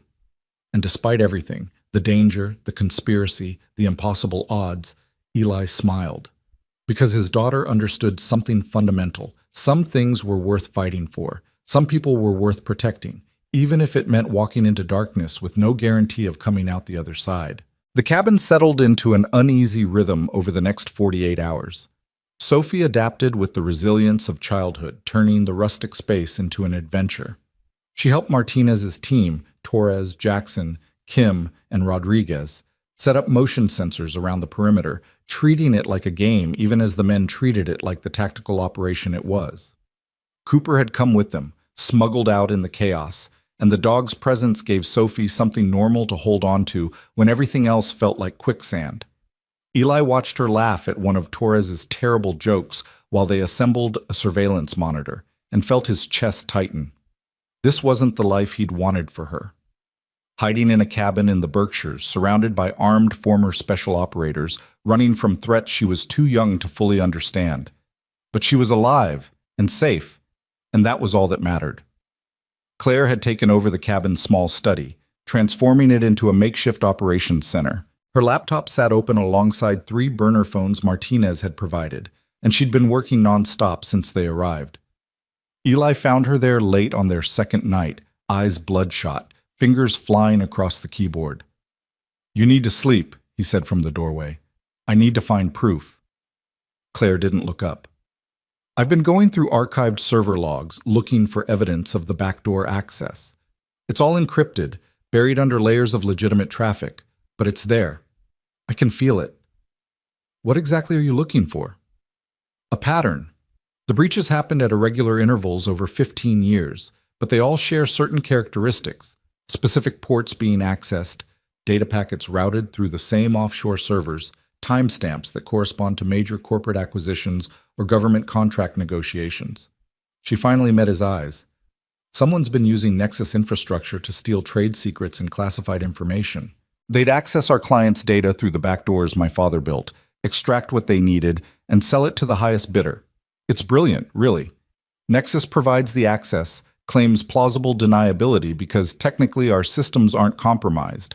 They're working exactly as designed, and our clients never know their information was stolen until it's too late. And Steele was running this operation. I think so, but I can't prove it yet. The digital footprints are too carefully obscured. I need access to Nexus's original architecture documents, the ones my father kept in physical form, locked in a safe deposit box. If I can show that the back doors were intentionally designed, that they couldn't have been accidental vulnerabilities, then I can connect Steele to the breaches. Eli moved into the room, studying the screen over her shoulder. Code scrolled past, meaningless to him, but clearly significant to her. Where's this safe deposit box? Manhattan. Chase Bank on 5th Avenue. I have a key, but accessing it means going back into the world. Means exposing ourselves. Then we plan it right. Quick in, quick out. Minimal exposure. Eli's tactical mind was already working through logistics. Martinez and his team can provide overwatch, establish security perimeters. We go in during business hours when the bank is crowded. Harder to make a move with that many witnesses. Two-person entry team, three-person backup, one on remote overwatch. Claire turned in her chair, looking up at him. You've done this before. Extractions in hostile territory. Different context, same principles. Identify the objective, assess the threats, establish multiple exit routes, maintain communication. He paused. But Claire, if we do this and Steele finds out, and he will find out, then there's no going back. Right now he might think we're just hiding, scared. The moment we make a move for those documents, we declare war. We're already at war. I've just been too cautious to admit it. She stood, and Eli was reminded again of how tall she was, how her presence commanded space without demanding it. Your father tried to expose this conspiracy 23 years ago, and they killed him for it. My father helped build it, and then spent the rest of his life profiting from it. I inherited his company, his reputation, his sins. Maybe it's time I did something to earn the name Donovan instead of just trading on it. There was something fierce in her expression, something that reminded Eli of the moment before insertion, when fear transformed into purpose. He recognized it because he'd felt it himself 1,000 times, the decision to stop running and start fighting. Okay, he said. Then we plan it for Friday, 3 days from now. That gives us time to scout the location, establish protocols, and make sure Sophie is secure here. I don't like leaving her. Neither do I. But Torres is former Delta Force, and Rodriguez did 3 tours in Afghanistan as a Marine raider. She'll be safer here with them than anywhere else. Eli moved to the window, checking the perimeter out of habit. Besides, Sophie understands more than we give her credit for. She knows this is important. As if summoned by her name, Sophie appeared in the doorway, Mr. Bear tucked under one arm and Cooper at her heels. Dad? Can Miss Claire read me a story? You always fall asleep in the middle. Eli felt his ears redden. I do not fall asleep. You snore. That's just heavy breathing. Sophie giggled, and Claire smiled, a real smile, not the corporate mask she usually wore. I'd love to read you a story, Sophie. What do you have? They settled in the cabin's main room, Sophie between them on the worn couch, and Claire read from a battered copy of The Secret Garden that she'd found on a bookshelf. Her voice was different when she read, softer, less controlled, almost vulnerable. She did voices for the characters, made Sophie laugh at Mary's stubbornness and smile at Dickens' kindness. Eli watched them and felt something dangerous stirring in his chest, something that felt like hope, like possibility, like the shape of a life he'd stopped letting himself imagine. Claire caught his eye over Sophie's head, and something passed between them, an understanding maybe, or a question neither was quite ready to ask. Sophie fell asleep halfway through a chapter, her head heavy on Claire's shoulder. They stayed frozen for a moment, neither wanting to disturb her, before Eli carefully lifted his daughter and carried her to the bedroom she'd claimed. He tucked her in, kissed her forehead, and returned to find Claire still on the couch, staring at the book in her hands. She's wonderful, Claire said quietly, brave and smart and kind. You've raised an extraordinary person, Eli. I've tried. Most days I feel like I'm failing. You're not. Trust me. I know what failure looks like in parenting. My father was brilliant and successful and completely absent. He gave me every material advantage and no emotional support. The day I took over Nexus, the day I should have been celebrating the culmination of everything I'd worked for, all I could think was that he would have found some way to criticize my performance. Even dead, his judgment hung over me. Is that why you're doing this? To prove something to him? Claire considered the question seriously. Maybe at first, but now. Now I'm doing it because it's right, because people were hurt by what my father built, and I have the power to stop it. Your father understood that. He chose to do the right thing even knowing it might cost him everything. I want to honor that choice. Eli sat down beside her, closer than strictly necessary, drawn by something he couldn't quite name. My father was a good man who made hard choices, but he was also absent a lot, distracted by work, focused on problems I couldn't understand. When he died, I was angry at him for years. Angry that he'd kept secrets, that he'd taken risks, that he'd left my mother and me alone. He paused, remembering. It took me a long time to realize that he did what he thought was right. And sometimes doing the right thing means sacrificing your own peace for someone else's safety. Like you did, leaving the Navy for Sophie. Like I did. They sat in comfortable silence, shoulders touching, watching the fire Martinez had built earlier burn down to embers. Outside, night sounds filtered through the walls. Crickets, an owl, the distant rustle of wind through trees. Normal sounds. Peaceful sounds. The kind of sounds that made it easy to forget they were hiding from people who wanted them dead. "Eli," Claire said finally, her voice hesitant, "when this is over, if we survive this, what happens next? Do you go back to your apartment, your 2 jobs, your old life? Do we just pretend this never happened? I don't know. I haven't thought past keeping you and Sophie alive. Think about it now, please." He turned to look at her, really look at her, and saw vulnerability beneath the competence, saw loneliness that mirrored his own, saw a woman who'd built walls as high as his, who understood isolation and duty and the weight of impossible choices. "I think," he said carefully, "that I've spent 3 years convinced I didn't deserve anything beyond survival, didn't deserve happiness or connection or anything that looked like a normal life. Because I'd done things, seen things, been things that felt incompatible with peace. But watching Sophie with you, seeing the way you care about her, about us, it makes me wonder if maybe I was wrong. Maybe there's a version of life where I'm not just surviving.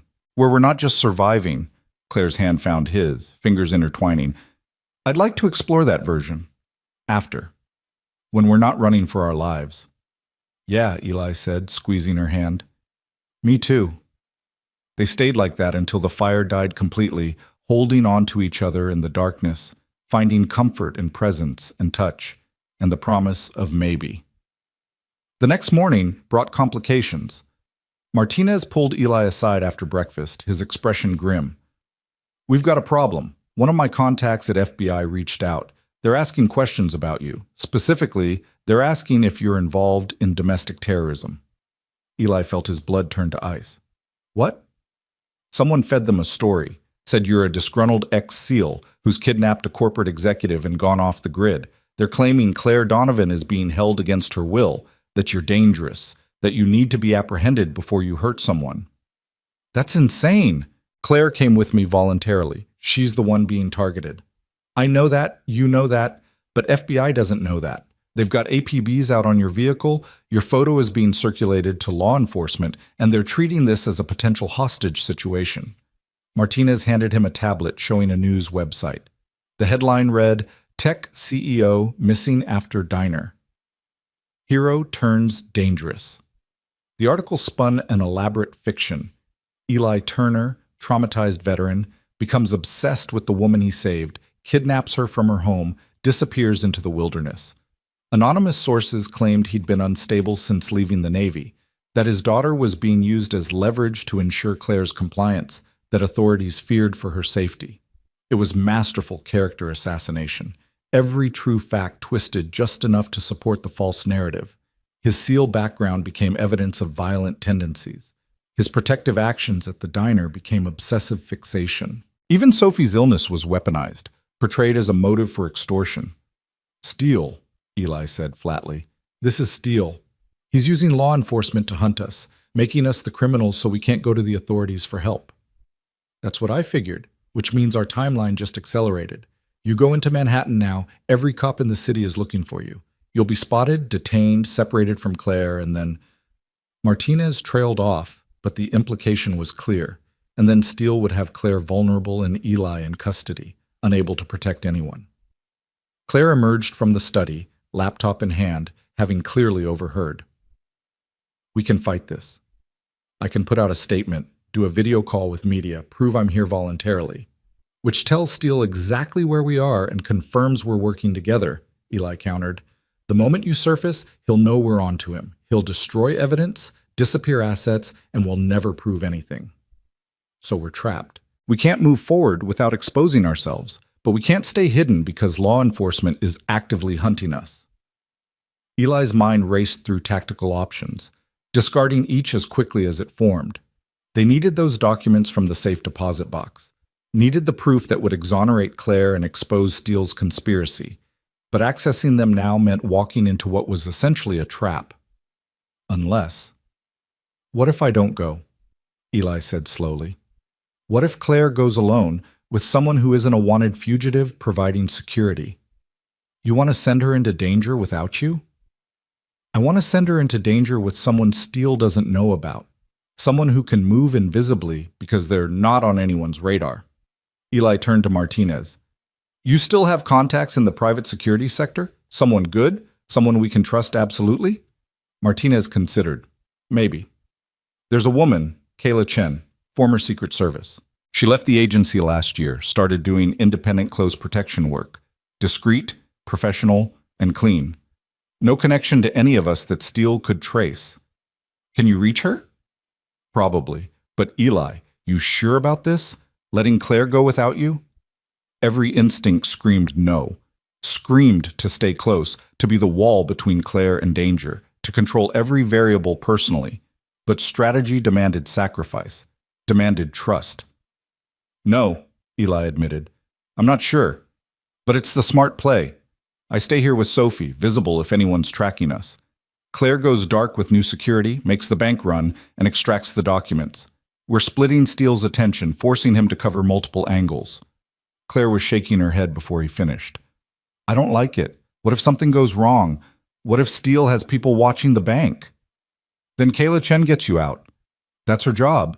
And you'll have Martinez's team providing remote overwatch, cameras, communications, backup plans. Eli moved closer to her, voice low. I don't like it either. But our options are limited and getting worse. This gives us the best chance of success. She held his gaze for a long moment, and Eli saw the fear there, carefully controlled but present.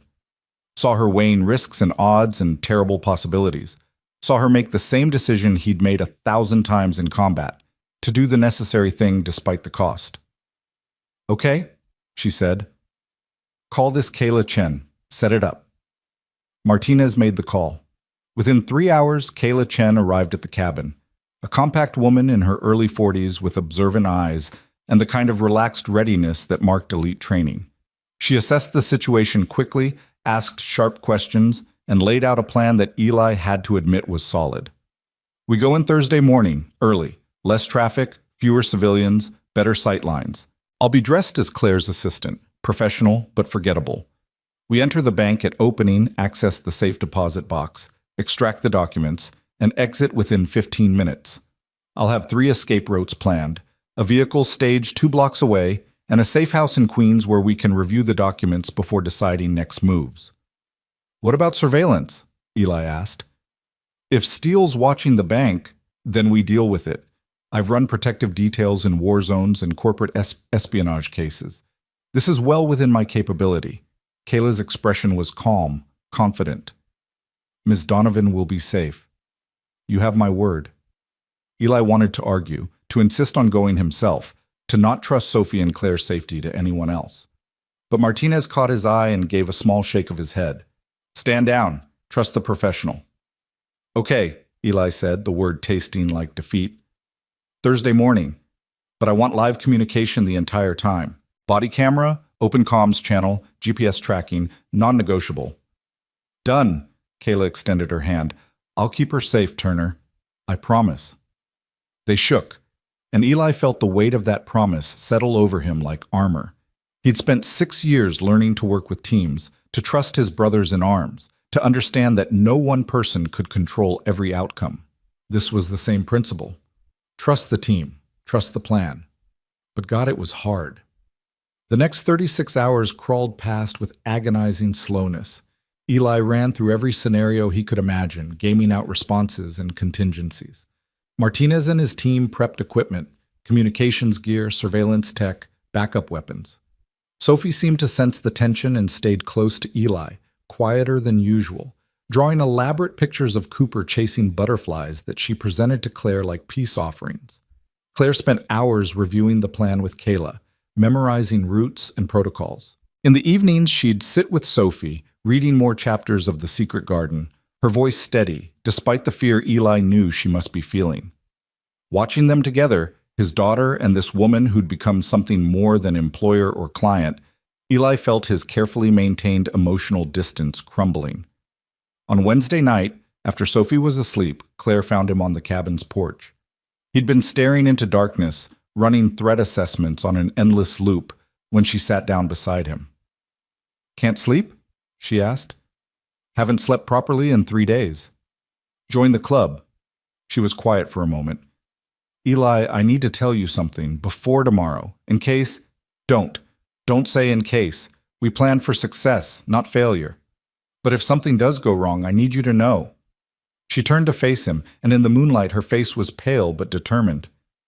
"These past 2 weeks, living here, being with you and Sophie, it's been the most real my life has felt in years, maybe ever. I've spent so long being Claire Donovan, CEO, always performing, always calculating, never just being. But with you, I don't have to perform. You see me, the scared, uncertain, lonely person underneath the corporate armor, and somehow you don't find that disappointing." Eli's throat tightened. "How could I? You're one of the bravest people I've ever met. You're fighting a war against an enemy who's already tried to kill you twice, and you're doing it because it's right. Not for profit or glory, but because someone needs to stop him. That's not disappointing. That's extraordinary." "I'm terrified," she admitted. "Of tomorrow, of steel, of failing, of losing this, whatever this is between us, before I even fully understand what it could be." Eli reached for her hand, the gesture feeling both natural and monumental. "Then we make sure you come back. We follow the plan, trust Kayla, and when it's done, when we have the proof and steel is buried, we figure out what this is. Together." "Together," Claire echoed. Then before Eli could process what was happening, she leaned in and kissed him. It was soft, tentative, a question more than a statement. Eli's first instinct was to pull back, to maintain professional boundaries, to not complicate an already impossible situation. But his second instinct, the one that had been growing stronger every day he spent with Claire, every evening reading to Sophie, every moment that felt like building something instead of just surviving, that instinct won. He kissed her back. It lasted maybe 10 seconds.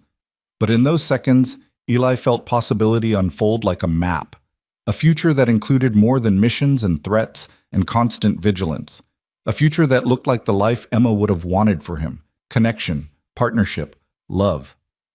When they pulled apart, Claire was smiling. "I've wanted to do that for days." "Yeah?" "Yeah. You're kind of irresistible when you're being all protective and tactical. It's very distracting during operational planning." Eli laughed, surprised by the sound. "I'll try to be less tactical."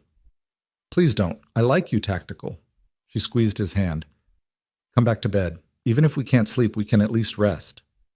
They went inside together, fingers intertwined, and settled on the couch. Claire curled against his side, her head on his shoulder, and Eli wrapped his arm around her.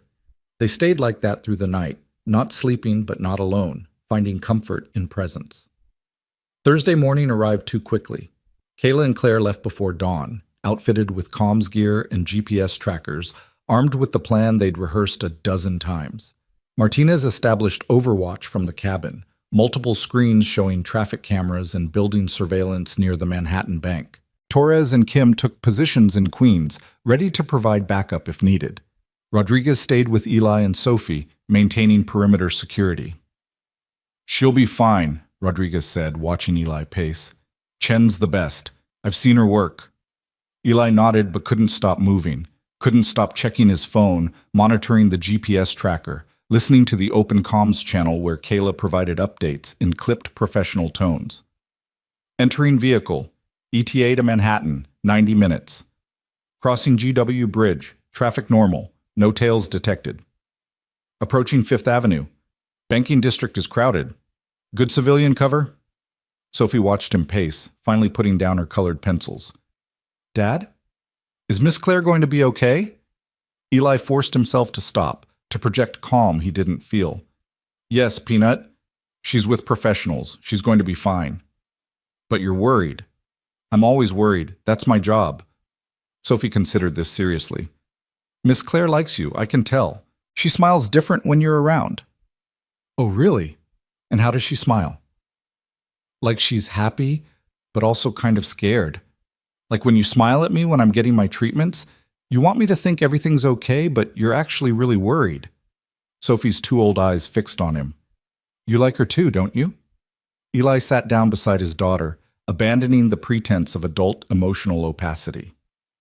Yeah, Peanut, I do. Good. She's nice, and she makes you less sad. I'm not sad.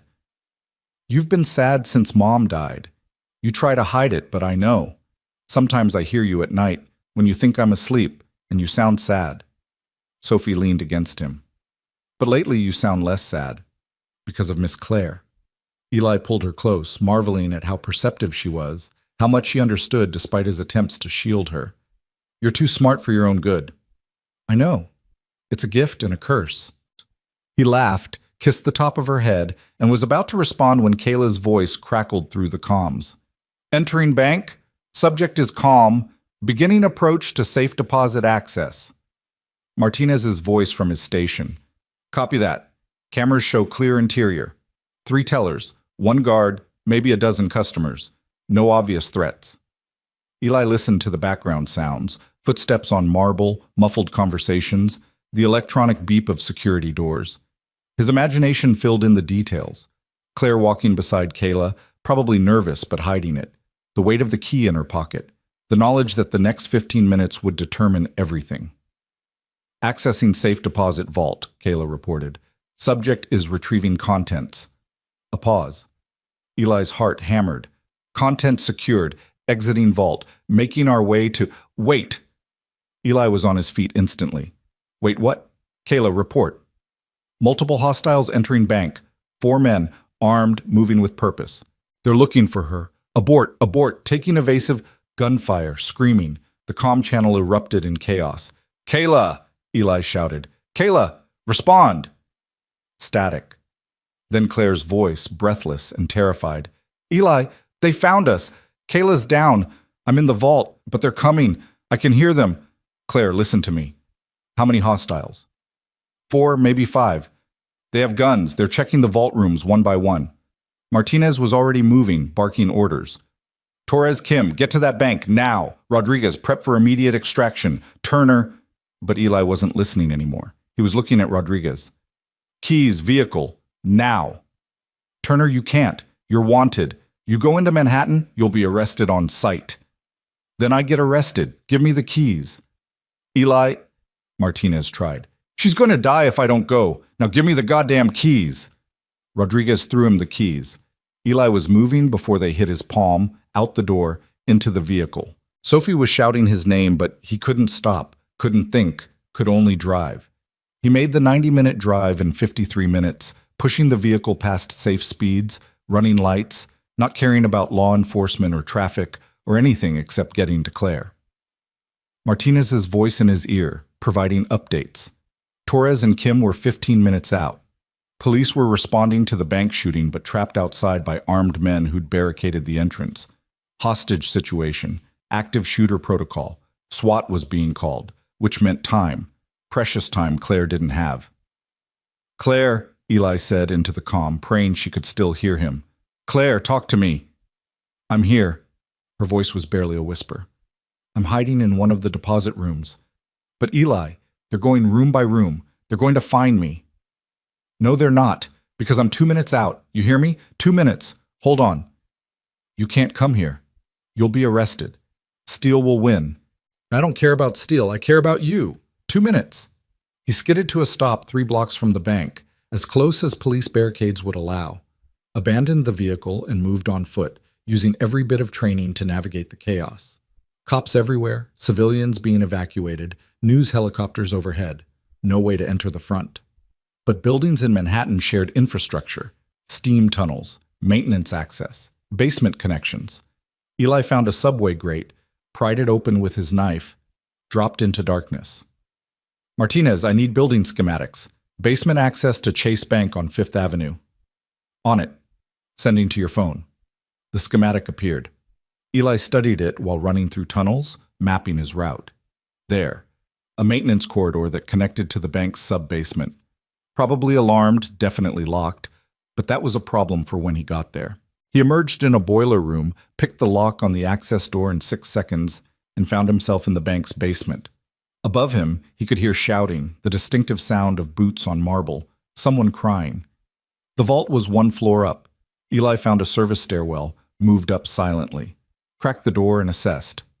4 men, just like Claire had said, all armed with military-grade weapons, all professionals. They'd secured the exits, were systematically searching each vault room, working toward Claire's position, and they were expecting security forces at the doors, not a threat from inside. Eli moved like smoke. The first hostile died without knowing he was there. Silent takedown, hand over mouth, knife between ribs. Eli lowered the body quietly, took his weapon, moved to the next position. The second hostile turned at the last second, got his mouth open to shout. Eli was faster. Double tap to center mass, catching the falling body before it could make noise. 2 down, 2 to go. But the sound of suppressed gunfire had alerted the others. They were moving, coordinating, bringing weapons up. Eli didn't give them time to organize. He came around the corner fast, weapon up, dropping the third hostile with a headshot before the man could acquire his target. The fourth hostile got a shot off, round punch through Eli's shoulder, white-hot agony, but Eli's return fire was accurate despite the pain. The hostile went down hard. Silence crashed over the vault. "Claire!" Eli called, moving through the rooms. "Claire, it's me, it's safe." A door cracked open. Claire emerged, pale and shaking, clutching a leather portfolio to her chest. When she saw him, something in her expression broke. She ran to him, colliding with his chest, and he caught her with his good arm. "You came," she whispered. "You actually came." "Always," Eli said simply. "Did you get the documents?" She held up the portfolio. "Everything. All the proof we need." "Then let's get out of here before— NYPD, drop your weapons!" Police flooded into the vault, weapons trained, shouting commands. Eli carefully set his weapon down, raised his hands, wincing as his injured shoulder screamed protest. "I'm Eli Turner. I'm unarmed now. The woman with me is Claire Donovan. She's the victim here, not a hostage. The 4 men down are the shooters. Check their weapons, their IDs. They're professionals." The officers were professional too, separating them, securing the scene, but one detective, older, sharp-eyed, looked at the downed hostiles, at Eli's precise takedowns, and his expression shifted from suspicion to understanding. "You're the SEAL," he said, "the one from the diner." "Former SEAL, and yes. FBI's looking for you, says you kidnapped Ms. Donovan." "That's a lie being spread by the person who hired these men to kill her." Eli met the detective's eyes. "She has proof. Documents that expose a corporate espionage ring. That's why they tried to kill her. That's why I came to stop them." The detective looked at Claire. "Ms. Donovan? Is this accurate?" "Every word." Claire clutched the portfolio tighter. "And I need to speak with the FBI immediately. Not local agents, someone high up, someone who can't be compromised. This goes all the way to the top of Nexus Technologies." The detective studied them both, making calculations. Then he nodded. "Let's get you both out of here. Medic needs to look at that shoulder, Turner. And Ms. Donovan, I'll make some calls. But you're both going to have a lot of explaining to do." They were escorted out through a side entrance, away from the media circus at the front. Eli caught a glimpse of news cameras, reporters, the chaos of a major incident. But more importantly, he saw Torres and Kim in the crowd, saw them nod, back up, ready if needed. In the ambulance, while a paramedic worked on his shoulder, Claire sat beside him, still holding the portfolio like a lifeline. "You got shot," she said, voice unsteady. "I've had worse." "That's not comforting. Wasn't meant to be." Eli managed to smile despite the pain. "You okay?" "I'm alive because of you, again. Starting to make a habit of it. Please keep making that habit." Her hand found his uninjured one, and they held on tight while the ambulance raced toward the hospital, while police secured the scene, while somewhere in the chaos of Manhattan, Cameron Steele realized his careful plans had just detonated in his face. The hospital room smelled like antiseptic and old coffee. Eli sat on the edge of the bed, his shoulder wrapped in clean bandages, while an FBI agent he didn't trust stood by the door, and another one he trusted even less asked questions he'd already answered twice. Claire was in a different room giving her own statement, separated from him by protocol and suspicion, and every minute they were apart felt like exposure, like vulnerability. "Let's go through it again," Agent Reeves said, his tone suggesting he had all day and no patience. "You claim you weren't holding Ms. Donovan against her will." "I don't claim anything. I'm telling you facts. She came with me voluntarily because someone inside her company tried to have her killed. We went into hiding while we gathered evidence to expose the conspiracy." Eli kept his voice level, professional. Getting angry would only reinforce whatever narrative they'd been fed about unstable veterans. "Evidence, you say, is in documents Ms. Donovan retrieved from a safe deposit box." "Correct." "Documents she was retrieving when 4 armed men attacked the bank." "Also correct." "And you just happened to arrive at exactly the right moment to save her. Again." Reeves's skepticism was thick enough to cut. "That's quite a coincidence, Mr. Turner. I was monitoring her location via GPS tracker. When the attack happened, I responded. That's not coincidence. That's security protocol. Security protocol that resulted in 4 dead men.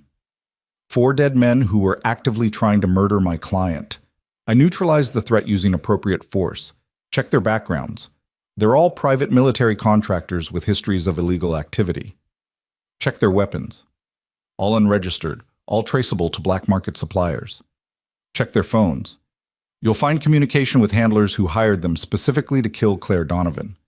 Reeves studied him with the expression of someone trying to decide if Eli was a hero or a problem. "The story you're selling is that Cameron Steele, respected businessman, longtime Nexus board member, is running an international espionage ring using corporate infrastructure." "I'm not selling anything. I'm reporting facts. Claire has the documentation to prove it."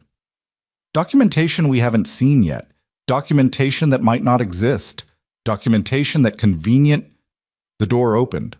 A woman in her 50s walked in, carrying herself with the kind of authority that made everyone else in the room straighten unconsciously. She wore a dark suit, FBI credentials on her belt, and an expression that suggested she'd heard enough nonsense for one day. "Agent Reeves, you're dismissed," she said. "Not a request." Reeves opened his mouth to protest, saw her face, and wisely chose to leave. The woman waited until the door closed before turning to Eli. "I'm Assistant Director Sarah Chen. I've been briefed on the situation by Detective Morrison. We worked together years ago, and he vouched for your character. I've also spoken with Ms. Donovan and reviewed the documents she provided." She pulled up a chair, sat down like they were having coffee rather than a federal interview. "Mr. Turner, I'm going to be direct with you. If what you're claiming is true, this is one of the largest corporate espionage cases in U.S. history. It implicates major defense contractors, government officials, and corporate executives who thought they were untouchable. The kind of case that makes careers or destroys them. And if it's not true, then you're a domestic terrorist who murdered 4 men and fed my agency an elaborate story to cover it up." She met his eyes. "So help me understand which version is accurate. Convince me." Eli had been interrogated by professionals before, had been trained to resist, to deflect, to give nothing useful. But this wasn't an interrogation. This was an opportunity. And sometimes the best tactic was absolute honesty. "My father was Robert Turner. He worked for Nexus Technologies 23 years ago as a network security architect. He discovered that the company's infrastructure had deliberately designed vulnerabilities, backdoors, that allowed unauthorized access to client data. When he tried to expose this, he died in what was ruled an accident. Single car collision, no witnesses, case closed." Chen's expression didn't change, but something shifted in her eyes. "Go on." "Fast forward to 2 weeks ago. I saved Claire Donovan's life at a diner. Turns out she's the CEO of Nexus, and she's been investigating the same vulnerabilities my father found. Someone inside her company leaked her location to a professional hit team. She survived. We went into hiding while she gathered proof. That proof is in the document she retrieved today. Original architecture schematics showing the backdoors were intentional, server logs showing years of unauthorized access, financial records connecting those accesses to Cameron Steele. Why should I believe Cameron Steele is capable of this? Because he knew my father. Because he was my father's partner when those backdoors were designed. Because he's the only person who had motive, means, and opportunity to orchestrate both my father's death and the attempts on Claire's life. Eli leaned forward despite the pain in his shoulder. And because if you dig into Steele's background, really dig, beyond the corporate veneer, you'll find connections to arms dealers, information brokers, and offshore accounts that don't match his legitimate income. Chen was quiet for a long moment. You know what happens if you're wrong? If we investigate based on your claims and find nothing?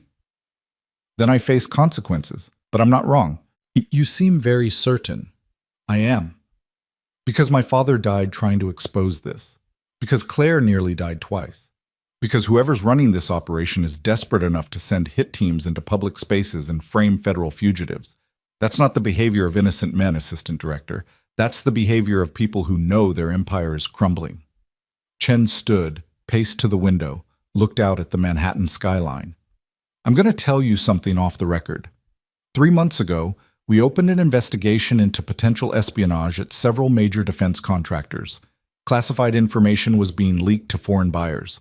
Nothing immediately catastrophic, but enough to compromise operational security. We couldn't trace the source. Every digital trail hit a dead end at supposedly secure corporate servers. She turned back to face him. If what you're saying is true, if Nexus infrastructure was the vector for those leaks, it would explain everything we couldn't figure out. Eli felt pieces clicking into place. Steele wasn't just selling corporate secrets, he was selling government intelligence. Which makes this a matter of national security. Which means I can bring resources to bear that local law enforcement can't. Which means, she said deliberately, that if you're telling the truth, Cameron Steele's life is about to become very complicated. And if I'm lying? Then your life is about to become very complicated, but somehow I don't think you are. Chen moved toward the door. Stay here. Don't leave this room. Don't talk to anyone except Ms. Donovan when I bring her in. I'm going to make some calls. If the documents support your story, and Morrison says they will, then we move fast. Steele doesn't know we have the evidence yet. That gives us a narrow window to gather him before he runs. She left. Eli sat alone with his thoughts and his injuries, feeling the weight of the moment settle over him. They were either about to take down a conspiracy that had been running for 2 decades, or they were about to be buried under the weight of their own accusations. No middle ground, no safe option. 20 minutes later, Chen returned with Claire. She looked exhausted, pale, but her eyes found Eli's immediately, and some of the tension in his chest eased. She was okay. They were both okay. The documents check out, Chen said without preamble. My tech team has been reviewing the server logs, and they match known breach patterns we've been investigating. The financial records show Steele receiving payments through shell corporations that correspond with major intelligence leaks. And the architecture schematics prove the vulnerabilities were designed, not accidental. She paused. This is real. This is prosecutable. And we need your help to finish it. What kind of help? Eli asked. Steele doesn't know we have this evidence yet. He thinks the bank attack either succeeded or at least destroyed the documents. He's probably making arrangements to disappear, moving money, erasing records, establishing an exit strategy. We need to stop him before he runs. And we need both of you to help us do it. Claire spoke for the first time since entering the room. What are you suggesting? Steele will want to confirm you're dead or the documents are destroyed. He'll reach out to his people, ask for verification. When he doesn't get it, he'll escalate. Try to find you. Finish what he started. Chen looked between them. We use that. We let him think you're vulnerable, draw him out, catch him in the act. Then we have attempted murder on top of espionage. And we can grab him before he disappears. You want to use Claire as bait, Eli said, his voice going flat and dangerous. I want to use both of you as bait. Controlled environment, full tactical support, 0 actual risk. We set the trap, Steele walks into it, we close the door. There's always risk. You can't guarantee 0. No, Chen admitted. But I can guarantee that if we don't do this, Steele vanishes. He's got resources, connections, exit strategies we probably haven't even identified. The moment he realizes we're onto him, he's gone. This is our one chance to end this definitively. Eli looked at Claire. She looked back, and something passed between them, the same understanding they'd developed over 2 weeks of running and hiding and learning to trust each other. She was asking his opinion, trusting his tactical assessment, but ultimately this was her choice. "What do you think?" Claire asked him. "I think it's risky. I think Steele is smart and ruthless, and he's been running this operation for 23 years without getting caught. I think putting you in his crosshairs again is dangerous." Eli paused. "But I also think Chen is right. This might be our only shot at stopping him before he disappears. And if we don't take it, he wins. He keeps operating, keeps selling secrets, keeps hurting people. And my father's death was for nothing." "Your father's death wasn't for nothing," Claire said firmly. "It led to this moment, to us having the evidence to stop Steele, to finally getting justice." She turned to Chen. "What's the plan?" Chen pulled out a tablet, brought up building schematics. "Steele owns a private facility in Westchester, officially a data center for Nexus, but our surveillance suggests he uses it for off-books operations. Isolated location, private security, perfect place to interrogate someone without witnesses. We leak information that you're alive and hiding there. Steele comes to finish the job personally. He won't trust anyone else at this point. We have agents positioned, recording everything, and we grab him the moment he makes a move." "What about his security team?" Eli asked, studying the schematics. "If this is his base of operations, it'll be defended. We handle them. FBI tactical teams will secure the perimeter, neutralize any resistance, and ensure you're protected." Chen looked at him directly. "I know you don't trust easily, Mr. Turner. I know you've spent 3 years staying off the grid specifically to avoid situations like this. But I'm asking you to trust me now. Trust my team. Let us help you finish this." Eli wanted to say no, wanted to grab Claire and Sophie and disappear so completely that no one would ever find them. But he thought about his father, about the secrets that had gotten him killed, about 23 years of injustice. Thought about Claire, who'd risked everything to expose the truth. Thought about Sophie, who deserved to grow up in a world where doing the right thing mattered. "When?" he asked. "Tomorrow night. We need time to position assets, brief tactical teams, establish communication protocols. And we need to make the leak look authentic. Can't just announce you're there, has to come through channel Steele monitors." Chen's expression was all business now. "You'll be moved to a safe house tonight, both of you, plus your daughter. Full protection, full support. Tomorrow, we end this. And if something goes wrong," Claire's voice was steady, but Eli heard the fear underneath, "then you'll have the best trained tactical operators in the country, between you and danger. And you'll have Mr. Turner, who's already proven multiple times that he's very good at keeping you alive." Chen stood. "Get some rest. Tomorrow is going to be a long day." After she left, Eli and Claire sat together in the hospital room, not speaking, just being present. Finally, Claire reached for his hand. "I'm scared," she admitted. "Good. Fear keeps you sharp. Is that what they taught you in the Navy? Embrace the fear?" "They taught me to acknowledge it, use it, never let it control me. Fear tells you something's dangerous. What you do with that information is what matters." Eli squeezed her hand. "We've come this far. We've survived everything Steele threw at us. Tomorrow we finish it. And then? Then we figure out what comes after. Together, like we said." Claire smiled, tired but genuine. "I'm holding you to that." They were moved to a safe house in Queens that night, a nondescript townhouse that looked like every other building on the block, but had reinforced walls, surveillance equipment, and enough firepower to hold off a small army. Sophie was already there, brought by Martinez and his team, and she ran to Eli the moment she saw him. "You got hurt," she said, staring at his bandaged shoulder with wide eyes. "Just a scratch, Peanut. I'm fine." "That's not a scratch. Scratches are little. That's big." "Okay, it's a medium-sized scratch, but I'm still fine, promise." He hugged her carefully, mindful of his injury, and felt her relax against him. "Were you good for Martinez and the team?" "I was excellent. Rodriguez taught me how to play poker, and I won $7. He says I have a gift for reading people." Eli caught Martinez's eye over Sophie's head and saw his old lieutenant grinning. "Great. My 9-year-old is a card shark now." "Life skills," Martinez said unrepentantly. "So, heard you had an exciting afternoon. Took down 4 hostiles with a shoulder wound. Showing off?"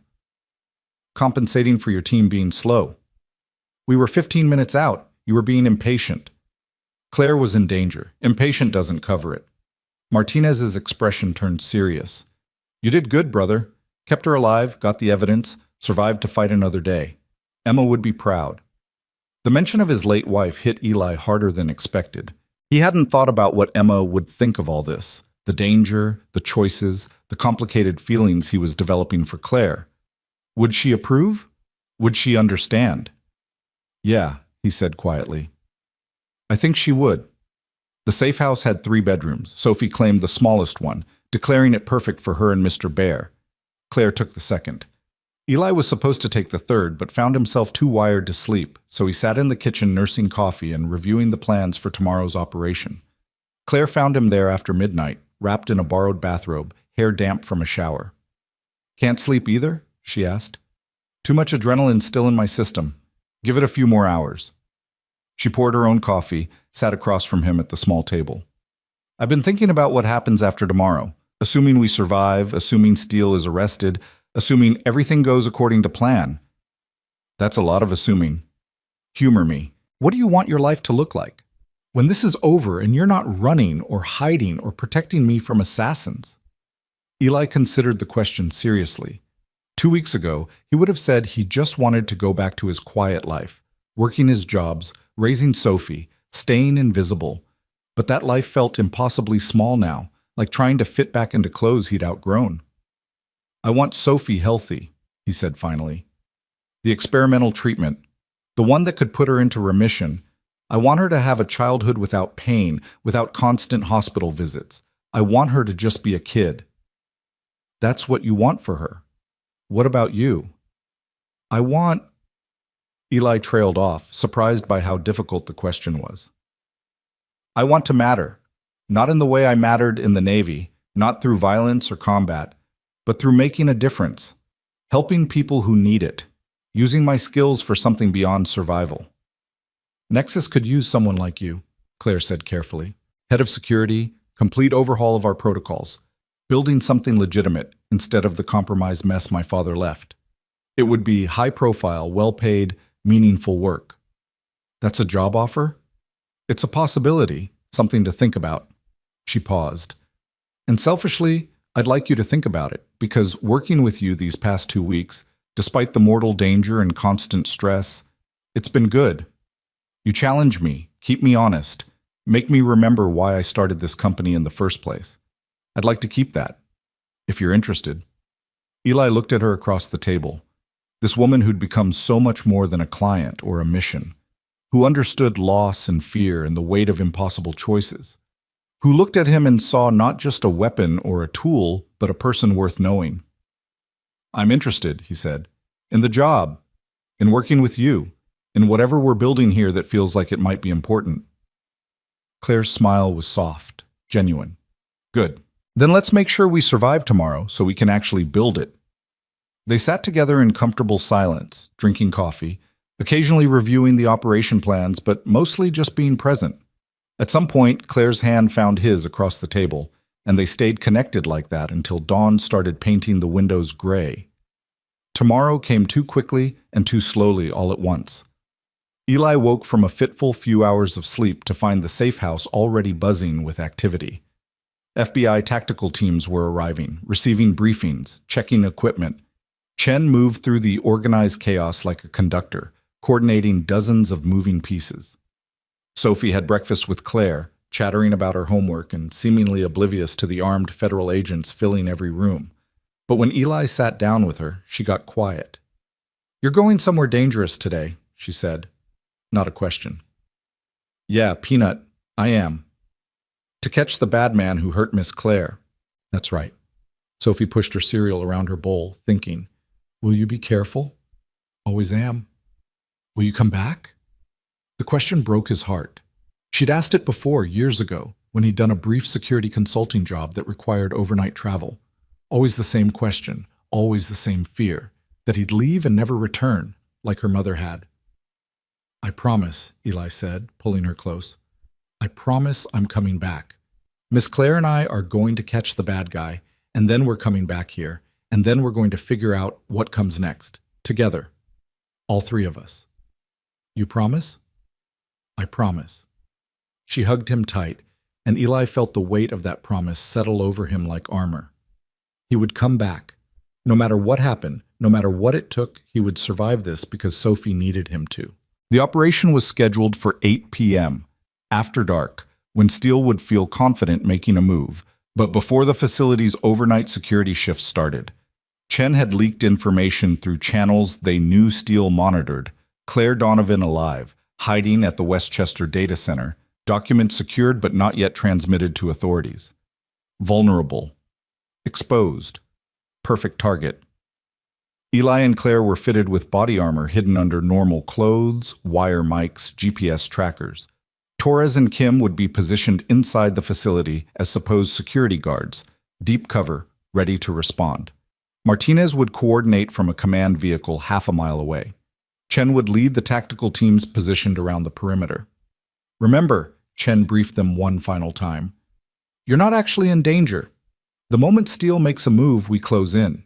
Your job is just to be visible, be believable, and trust us to do our jobs. And if something goes wrong? Eli asked. Then you do what you do best. Keep Claire alive until we can secure the situation.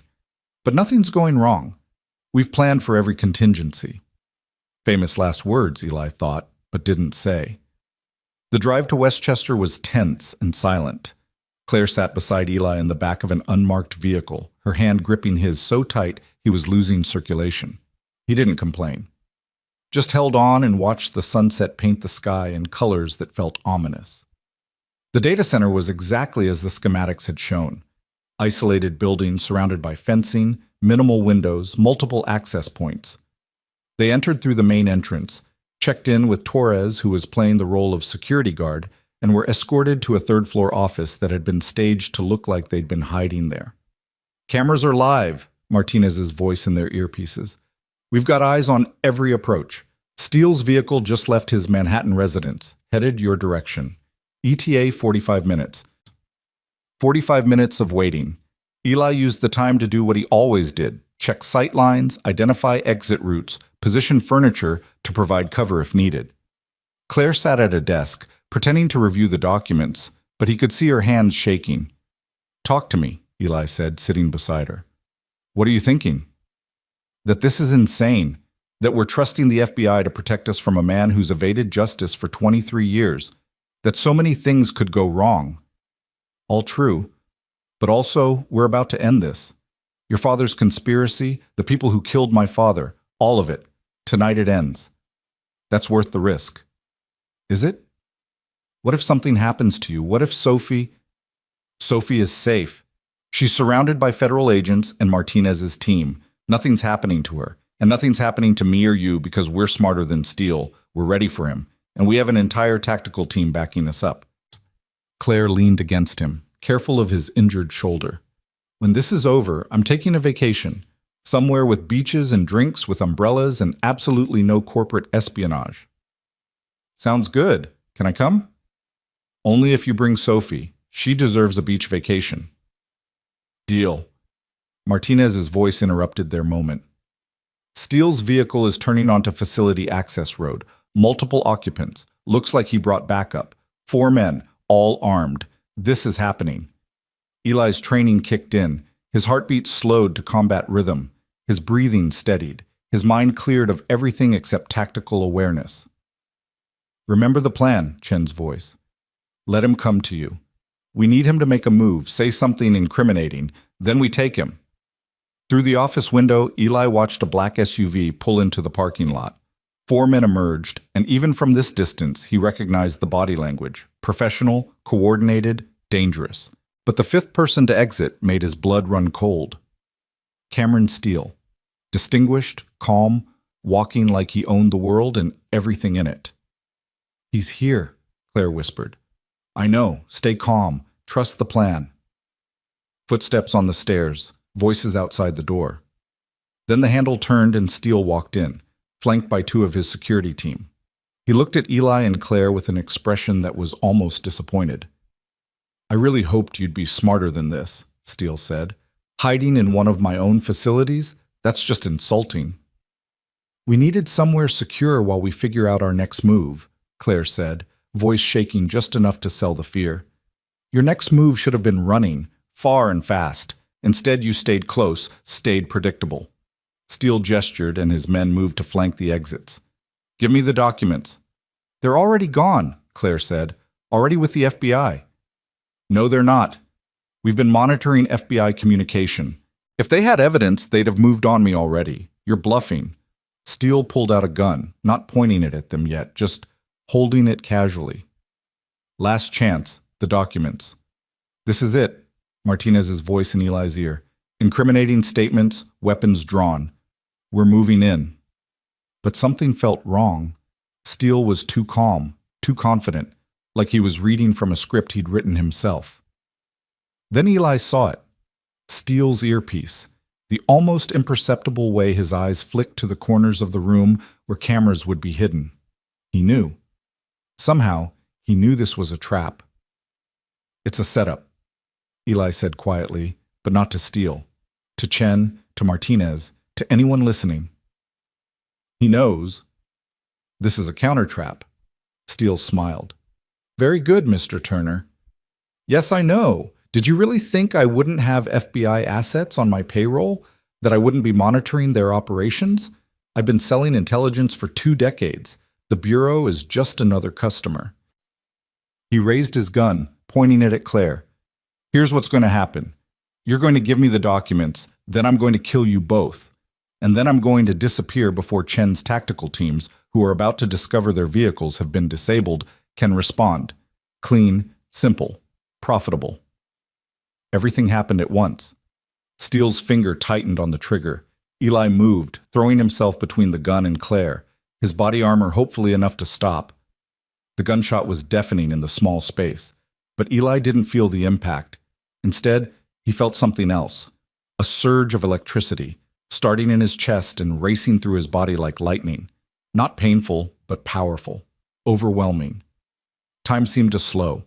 Eli could see the bullet, could track its trajectory, could feel the air currents in the room shifting. And without conscious thought, without understanding how or why, he raised his hand. The lights exploded. Every bulb in the office, every screen, every electrical device, they all surged and shattered simultaneously, plunging the room into darkness. But Eli could still see, his vision somehow adjusted, picking up electrical fields and heat signatures, and the electromagnetic spectrum in ways that shouldn't be possible. He could feel the building's power grid, could sense every wire and circuit and current flowing through the walls. And more than that, he could manipulate it. With a thought, he killed the power to the entire facility. Emergency lights struggled to activate, but he shut those down too. Complete darkness. Complete chaos. Steele was shouting, his men were stumbling, Claire was pressing against his back in terror. But Eli's mind was racing ahead, tactical possibilities multiplying. The facility's electronic locks, powered by the grid he now controlled. He released them, opening every door, every exit, giving the FBI teams clear access.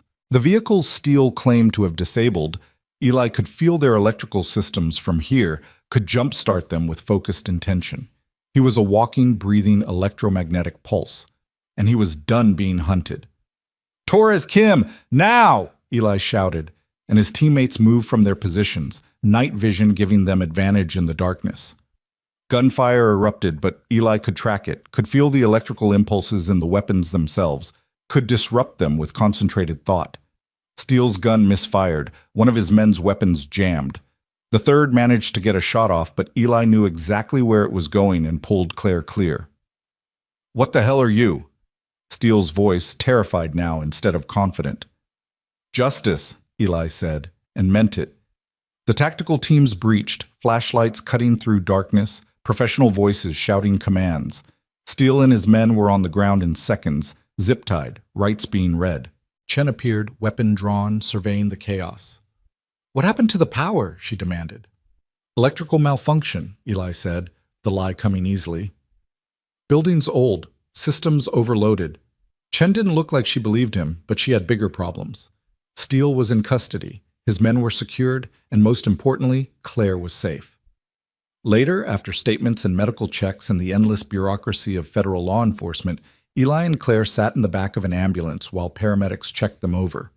The The power in the facility had mysteriously restored itself the moment Eli had consciously decided to let go of his control. He still didn't understand what had happened, how he'd done it, or what it meant. "Did you feel that?" Claire asked quietly. "The electricity, the way everything just stopped." "Yeah, I felt it." "What was that?"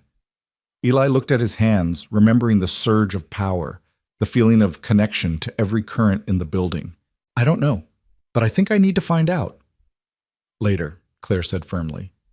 "Right now, let's just accept that we're alive, Steele is in custody, and it's over." "Is it?" Eli looked toward the facility, where FBI agents were systematically securing evidence. Steele had resources, connections, contingencies. This might just be the beginning. "Then we'll face it. Together." Claire took his hand. "But tonight, can we just breathe? Can we just be grateful we survived?" Eli thought about Sophie waiting for him at the safe house, thought about the promise he'd made to come back, thought about the life he wanted to build once the dust settled. "Yeah," he said. "Tonight we can breathe." But even as he said it, he knew this wasn't over. Steele might be in custody, but there were still unanswered questions, still unexplained abilities that scared him almost as much as they fascinated him, still one final confrontation waiting in the wings. The safe house felt different when they returned that night. Lighter somehow, as if the weight of conspiracy and danger had finally lifted enough to let ordinary air back in. Sophie was still awake despite the late hour, sitting between Martinez and Rodriguez on the couch, all three of them watching some animated movie that had been paused the moment the door opened. She didn't run to Eli this time. Instead, she stood slowly, studied his face with those two old eyes, and seemed to be assessing whether he was really okay or just pretending for her benefit. "You came back," she said finally. "I promised, didn't I?" "Promises can break. Mom promised she'd get better." The words hit Eli like a physical blow. Sophie rarely talked about Emma's death directly, usually dancing around it with carefully vague language. This bluntness meant she'd been scared, really scared. He crossed the room and knelt in front of her, ignoring the protest from his injured shoulder. "You're right. Sometimes promises break, even when we mean them with everything we have. Your mom didn't choose to break her promise. The cancer made that choice for her. But I'm here, I'm okay, and the bad guy who was trying to hurt Miss Claire is in jail now. It's over." Sophie looked past him to where Claire stood in the doorway. "Is it really over?" Claire moved forward, kneeling beside Eli. "The man who is responsible for all of this has been arrested. The FBI has enough evidence to put him away for a very long time. There might be some scary news stories in the next few days, and we'll probably have to answer more questions, but yes, the dangerous part is over." "Promise?" Sophie's voice was small. "I promise," Claire said, and held out her pinky. Sophie linked her smaller finger with Claire's, then reached for Eli's, creating a three-way connection that felt like more than just a childhood ritual. Felt like family. Martinez cleared his throat from the couch. "Well, since the crisis is officially resolved, I'm going to order pizza. Figure we've earned some terrible food and worse movies. Torres is already asleep upstairs. Man can sleep through anything. Kim and Rodriguez are on perimeter watch for another hour. Then we're all officially off duty." "Off duty sounds amazing," Eli said, standing carefully. His whole body ached. The shoulder wound, the adrenaline crash, the strange electrical surge he still didn't understand. "Pizza sounds even better."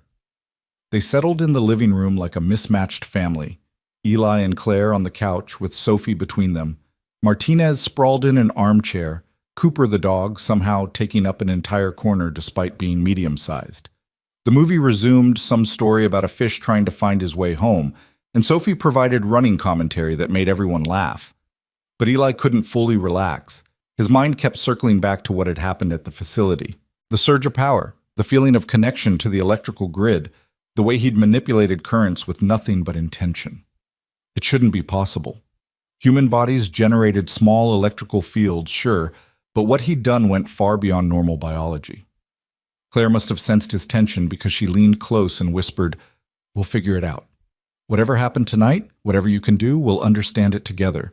But not tonight. Tonight we just exist." So Eli tried. He watched the movie, ate pizza that was indeed terrible, Listened to Sophie giggle at jokes she'd heard before but still found funny. Let himself be present in this moment of peace, even knowing that questions and complications waited in the morning. Sophie fell asleep before the movie ended, her head heavy on Claire's lap. Claire stroked her hair absently, and Eli watched them together. This woman he'd known for only 2 weeks, but who felt essential now, and his daughter, who'd somehow adopted Claire as a permanent fixture in their strange little family. "She really likes you," Eli said quietly. "The feeling is mutual. She's extraordinary, Eli. Brave and smart and kind despite everything she's been through. You've done an incredible job raising her alone." "Didn't have much choice. Emma died and someone had to step up. A lot of people would have done the minimum. You gave her everything." Claire glanced at him. "Are you going to tell me what really happened at the facility? The lights, the electrical surge, that wasn't a malfunction." Eli was quiet for a long moment. "I don't know what it was. I just felt something, like every nerve in my body connected to the building's power grid. And I could control it, shape it, kill the lights, open the electronic locks, disrupt the weapons. It felt as natural as breathing and as impossible as flying." "Have you ever experienced anything like that before?" "Never. Not in combat, not in training, not ever." He looked at his hands, half expecting to see electricity dancing between his fingers. "I don't understand it. Don't know if it'll happen again or if it was just some one-time stress response. But Claire, if this is something I can do, something I can't control, it could be dangerous. To you, to Sophie, to anyone around me." "Or it could be a gift," Claire said. "Something that saved our lives tonight. Something that stopped Steele when conventional tactics weren't enough." She shifted carefully so as not to wake Sophie. "Whatever it is, we'll figure it out. Together. That's what we do now, face impossible things together." Martinez stood, stretching. "I'm going to grab some sleep before my watch rotation. You two should do the same. Tomorrow starts the fun part. Media statements, FBI debriefings, legal proceedings. Going to need your rest." He left, and the house settled into quiet. Eli carefully lifted Sophie, carried her to the bedroom she'd claimed, tucked her in with Mr. Bear. When he returned, Claire was still on the couch, looking exhausted, but unable or unwilling to move. "Stay," she said when Eli started toward his own room. "Just for a while. I don't want to be alone yet." So Eli sat back down, and Claire leaned against him, and they stayed like that while the house settled around them. At some point they must have fallen asleep because Eli woke to early morning light and Claire's head on his shoulder, his arm around her, both of them cramped and uncomfortable, but somehow reluctant to move. "Morning," Claire mumbled without opening her eyes. "Morning. We should probably get up before Sophie finds us like this and gets ideas." "Too late," Sophie's voice came from the doorway. "I already have ideas. Are you two dating now?" Eli felt his face heat. "That's complicated, Peanut." "Looks simple to me. You like each other. You're cuddling. That's dating." Sophie grinned. "It's okay, Dad. I like Miss Claire. She can be your girlfriend." "Oh my God," Eli muttered while Claire laughed. "Since when did you become a relationship expert?" "Since I started 4th grade. Maya says 4th grade is when you learn about romance. Also, there's cereal in the kitchen, and Martinez says we have to go to the FBI office today to answer more questions." She skipped away, apparently satisfied with her matchmaking efforts. Claire was still laughing. "Well, that settles it. Sophie has spoken. I'm officially your girlfriend." "Is that how this works?" "According to 4th grade wisdom, apparently yes." She sat up, running fingers through messy hair. "Though I suppose we should probably have an actual conversation about what we want this to be, once the chaos settles." "Yeah," Eli agreed. "Once the chaos settles." But the chaos, it turned out, was just beginning its next phase. The FBI office was controlled chaos. Agent Chen had assembled what she called a tiger team, specialists in corporate espionage, cybercrime, and intelligence analysis, all working to untangle the web Steele had been building for 2 decades. Eli and Claire spent hours in separate interview rooms, walking through every detail of the past 2 weeks, every piece of evidence, every interaction with Steele. By noon, Chen called them both into a conference room where a dozen screens displayed documents, communications logs, financial records, and connection maps that looked like neural networks. "This is bigger than we thought," Chen said without preamble. Steele wasn't just selling corporate secrets, he was running a full-spectrum intelligence operation, defense contracts, government communications, private sector innovations. Anything that touched Nexus infrastructure was potentially compromised. We've identified at least 40 major breaches over 15 years, affecting 12 countries and hundreds of millions of dollars in stolen intellectual property. Claire looked pale. My father built all of this? Your father built the infrastructure. Steele exploited it. We found communications suggesting your father wanted out toward the end of his life. Was planning to shut down the back doors, maybe even expose the operation. That's probably what got him killed too. How did my father die? Claire's voice was barely above a whisper.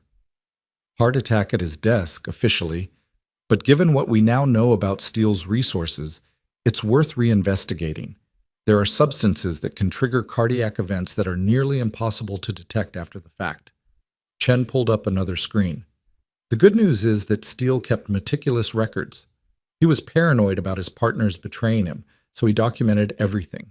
Names, dates, transactions, communications. It's a prosecutor's dream. He's going away for life, along with several of his associates. What about the people he sold information to? Eli asked. Foreign governments, corporate rivals, they're still out there. That's where this gets complicated. Some of Steele's clients were hostile nations. That makes this a national security issue, which means agencies above my pay grade are getting involved. CIA, NSA, probably others I don't even know about. Chen looked at them both seriously. You're going to be asked to testify probably multiple times across multiple jurisdictions. Your lives are going to be under microscopes for months, maybe years. Are you prepared for that? Eli thought about Sophie, about the quiet life he'd been trying to build. Do we have a choice? There's always a choice. You could refuse to cooperate, take the evidence you have, and disappear. We have enough to prosecute without your testimony. It would just be harder. Chen paused. But I think you're both the kind of people who see things through, who want justice, not just survival. My father tried to expose this and died for it, Eli said. I'm not letting that be for nothing. We'll testify. We'll cooperate. Whatever it takes to make sure Steele and everyone connected to him pays for what they've done. Claire nodded agreement. Nexus Technologies is my company now. My responsibility. I need to face what it was used for and make it right. That means full transparency, complete cooperation, and accepting whatever consequences come. Good, Chen said. Because there's something else. We found references in Steele's records to a project called Lazarus. It involved human augmentation, specifically using electromagnetic manipulation to enhance physical and cognitive capabilities. The project was shut down 15 years ago after several failed trials, but there are suggestions that one subject survived the process. Eli's blood turned cold. What kind of electromagnetic manipulation? The records are incomplete, but it appears they were trying to create individuals who could interface with electrical systems, control them through biological means. Essentially, living electromagnetic pulses. Chen pulled up a document, redacted heavily, but with enough visible to make Eli's stomach drop. The project was conducted on military personnel, volunteers who were told they were participating in standard enhancement trials. Most died. A few survived, but with severe complications. One disappeared from records entirely about 6 years ago. 6 years ago. Right when Eli left the Navy. Right when he decided he needed to disappear to build a life away from the military and its secrets. You think I was part of this, Eli said. Were you? I don't know. I participated in some trials during my time with the teams, testing new gear, medical interventions, that kind of thing. But nothing that involved electromagnetic manipulation, nothing that would explain what happened last night. What did happen last night? Chen's gaze was sharp. Eli glanced at Claire, who gave a small nod. Trust. They'd agreed to trust. I controlled the building's electrical grid, Eli admitted, not with tools or technology, with intention. I could feel every current, every wire, every device, and I could manipulate them, kill the power, restore it, disrupt specific systems. It shouldn't be possible, but I did it. Chen was quiet for a long moment. We need to run some tests, medical scans, blood work, controlled demonstrations. If you were part of Lazarus and somehow the augmentation activated under stress, we need to understand it for your safety and for national security. And if I refuse? Then you remain a potential security risk and other agencies get involved. Agencies that won't ask politely. Chen's expression was sympathetic but firm. I'm trying to help you, Turner, but you need to meet me halfway. Eli looked at Claire again. She reached for his hand under the table, squeezed. We do this together, she said. Whatever tests they need to run, whatever they need to understand, we face it together. The next week was a blur of medical examinations, controlled demonstrations, and slowly dawning understanding. The doctors confirmed what Eli had feared. His body had been altered at a cellular level, his nervous system rewired to generate and manipulate electromagnetic fields. The augmentation had been dormant for years, probably suppressed by regular stress management and a conscious effort to avoid high-voltage situations. But the extreme threat at the facility had triggered it fully, and now there was no putting that genie back in the bottle. Think of it like a muscle, Dr. Sarah Martinez, no relation to his friend, explained. She was a neurologist specializing in experimental augmentation, brought in specifically to assess Eli's condition. The more you use it, the stronger and more controlled it becomes. Right now, you're essentially an infant learning to walk. But with training, you could potentially control your ability precisely.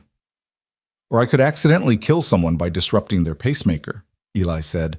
That's why we train, why we practice, why we understand the limits and capabilities. Dr. Martinez pulled up scans of Eli's brain showing unusual patterns in his neural activity. You're unique, Mr. Turner, the only confirmed successful subject of Lazarus that we know of. That makes you valuable. And unfortunately, it makes you a target. What do you mean? The people who ran Lazarus, they're not all in custody. Steele was one player, but the program had military and intelligence backing. If they find out you're the success they've been looking for, they'll want to study you, replicate you, potentially control you. Claire, who'd been sitting quietly through most of the examination, spoke up. So what are you suggesting? That Eli goes into hiding? That he becomes a lab rat for the rest of his life?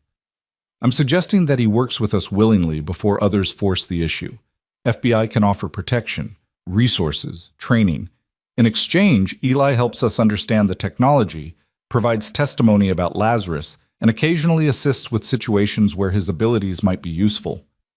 Dr. Martinez looked at Eli directly. You were a SEAL. You understand duty and service. This is another form of that. Eli thought about Sophie, about the life he wanted to give her, thought about Claire, and the future they were trying to build, thought about his father, who died trying to expose corruption and abuse. I'll cooperate, he said, but on my terms. I'm not becoming a weapon for anyone. I'll train, I'll testify, I'll help when it's right, but Sophie comes first, always. And if anyone tries to use her as leverage or threatens her safety because of what I am, all deals are off. Agreed, Dr. Martinez said. We're not monsters, Mr. Turner. We're trying to do right by you while also protecting national security. Sophie will be protected. You have my word. It took another month for the immediate chaos to settle.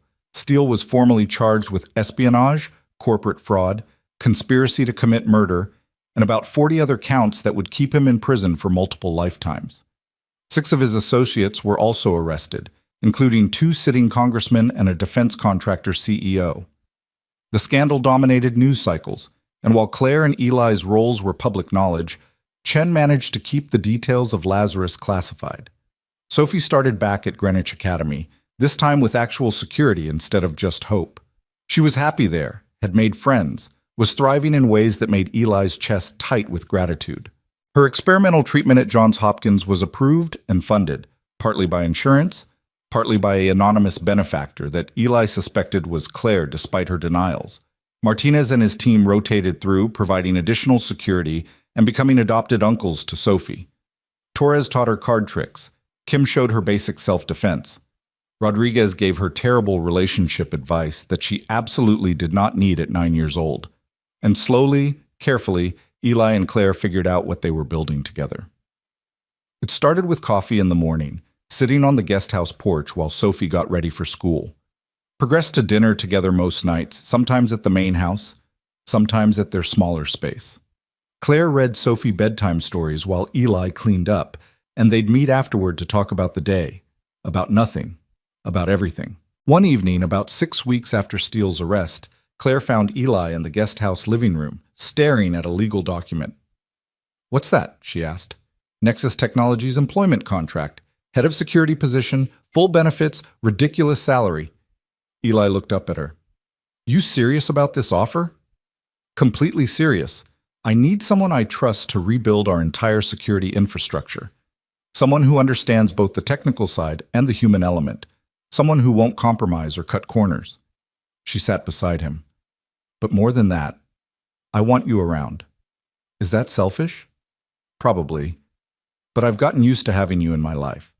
I'd like to keep it that way." "What about the electromagnetic thing? Doesn't that complicate employment?" "We'll figure it out. Put it in your contract that you occasionally consult on classified projects. Give you flexibility when Dr. Martinez needs you for training or FBI needs your help. Make it work because it's worth making work." "Well," Claire took the contract from his hands, set it aside. "Eli, I'm not just offering you a job. I'm offering you a partnership. In business, in life, in whatever we're building here, if you want it." "What about Sophie? She deserves stability, not—" "Sophie deserves a father who's happy. A father who's not working himself to death at jobs he hates. A father who has a partner who loves him." Claire paused. "I do, love you. I didn't mean to. It's too fast, too complicated, but there it is. I love you, and I love Sophie. And I want to build something real with both of you, if you'll let me." Eli felt something unlock in his chest. Something that had been closed since Emma died, since he'd decided that surviving was enough, and happiness was a luxury he couldn't afford. "I love you too," he said, the words feeling both terrifying and right. "I have for weeks, but I didn't know how to say it, didn't know if I was allowed to feel it. But yeah, I love you, and Sophie loves you.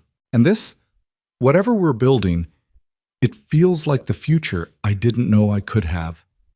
They kissed, soft and slow and full of promise. When they pulled apart, Sophie was standing in her bedroom doorway, grinning. "Finally," she announced, "I've been waiting forever for you two to figure it out." "How long have you been standing there?" Eli asked. "Long enough to hear the gross love confessions.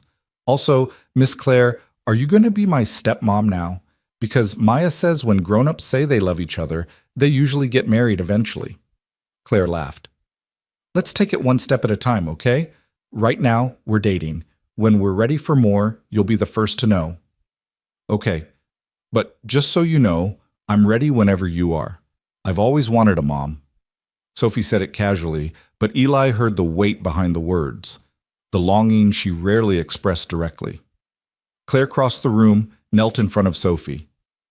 "I would be honored to be your mom someday, when the time is right, when we've all had a chance to grow into this.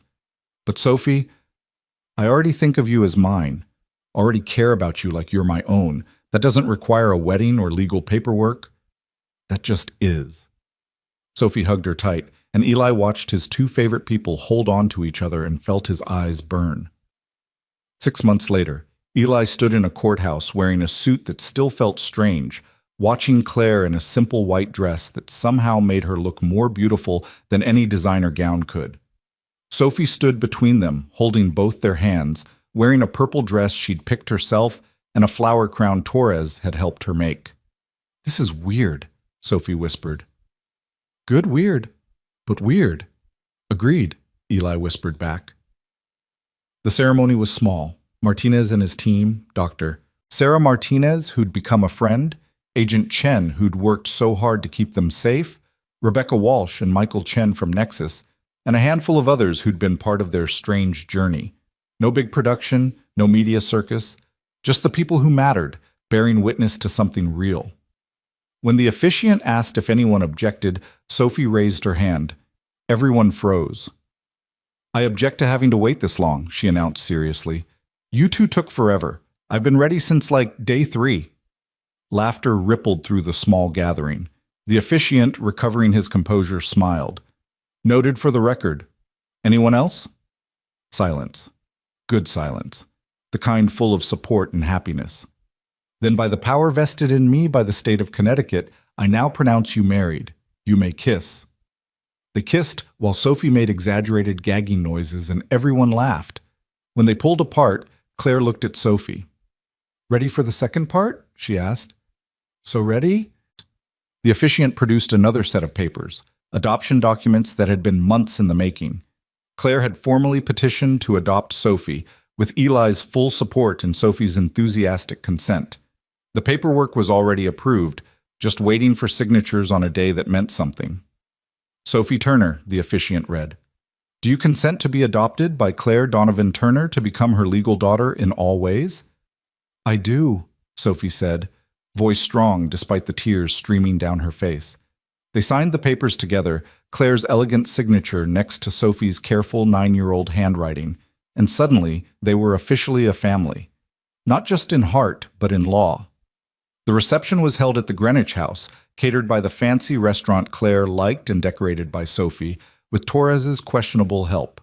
It was chaotic and perfect and exactly right. Martinez cornered Eli at one point, handed him a beer. You did good, brother. Found something worth holding on to. Thanks for having my back. Through all of it. Always, that's what family does. Martinez clinked his bottle against Eli's. Emma would be happy for you, you know. She'd want this for you and Sophie. Want you to move forward, be happy. Don't carry guilt about that. I know. It just took me a while to believe I deserved it. You do. You always did. You just had to find someone who could convince you of that. Later, when most guests had left and Sophie had crashed hard from excitement and sugar, Eli and Claire stood on the back porch watching stars emerge over Connecticut. Claire leaned against him, her head on his shoulder, his arm around her waist. Mrs. Donovan Turner, Eli said, testing the name. Mr. Donovan Turner, right back at you. We're hyphenating. It's modern. It's complicated. So are we. Seems fitting. She turned to look up at him. Are you happy? Really happy? Eli thought about his daughter sleeping upstairs, safe and healthy and loved. Thought about the woman in his arms who'd become his partner in every way that mattered. Thought about the job waiting for him on Monday, meaningful work that used his skills for protection instead of destruction. Thought about his father, who'd died fighting for what was right, and felt like maybe, finally, he was honoring that legacy properly. Yeah, he said, I'm really happy. Good. Because this is just the beginning. We've got a company to rebuild, a daughter to raise, and probably more complications neither of us can predict yet. Bring it on. We can handle it. We can handle anything, Claire agreed. Together. 3 years later, Eli sat in a different office, his office at Nexus Technologies, where he now ran a security division that was internationally recognized for its integrity and innovation. The walls held photos of Sophie at various ages, awards the company had won for ethical business practices, and a framed newspaper clipping from the diner incident that had started everything. His phone buzzed, text from Claire. Board meeting running long. Can you pick up Sophie from practice? Eli. On it. See you at home. Home. The word still felt miraculous sometimes. They'd moved into a new house 6 months ago. Nothing as ostentatious as the Greenwich estate, but spacious enough for a family, with a yard where Cooper could run and Sophie could practice soccer. It felt like theirs in a way no other place ever had. He arrived at the field to find Sophie, now 12 and somehow already as tall as Claire's shoulder, in the middle of a drill, running circles around kids twice her size. The experimental treatment had worked. She'd been in full remission for 2 years, her JIA barely a memory except for occasional checkups. She saw him watching and waved, nearly colliding with another player in her distraction. Her coach called her over, probably giving her grief for not paying attention, and Sophie jogged to the sideline grinning. How was your day? She asked, exactly the way Emma used to. Good.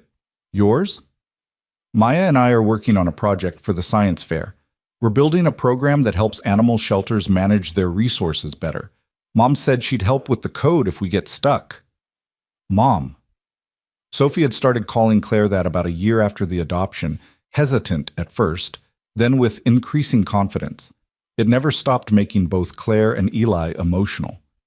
Sounds ambitious. I'm proud of you. Thanks, Dad. She grabbed her bag. Can we stop for ice cream on the way home? What's the occasion? Do I need an occasion for ice cream? Fair point, let's go. They drove through familiar streets, talking about nothing important, and Eli marveled at how normal this had become. How the extraordinary had transformed into everyday life.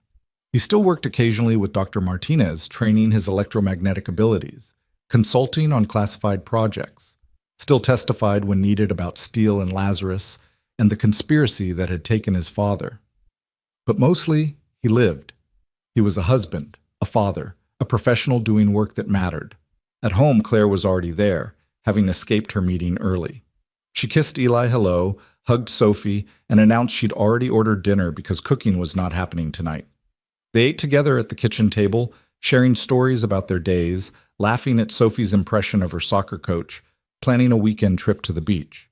Normal family moments that felt precious, because Eli remembered when they seemed impossible. Later, after Sophie went to bed, Eli found Claire in her home office, reviewing plans for the Nexus Foundation, a nonprofit they'd started together to provide resources for kids with chronic illnesses, funding treatments that insurance wouldn't cover, supporting families who were struggling the way Eli once had. We got another grant approved, Claire said, looking up. The Johns Hopkins Partnership. We'll be able to fund 30 treatment protocols next year. That's 30 kids who get a chance Sophie almost didn't have. Exactly. Claire closed her laptop, stretched. I've been thinking about something, about expanding the Foundation's mission. Yeah? I want to create a program for military families. Support for veterans transitioning to civilian life. Resources for kids dealing with trauma. Connections to employment opportunities. Call it the Robert Turner Initiative after your father. Honor what he tried to do by helping people find their way back from the edge. Eli felt his throat tighten. He would have liked that. Using what was taken from him to help others. Is that a yes? That's a yes. They went to bed not long after, exhausted but content. Eli lay awake for a while, listening to Claire breathe beside him, thinking about the strange path that had brought them here. A random morning at a diner.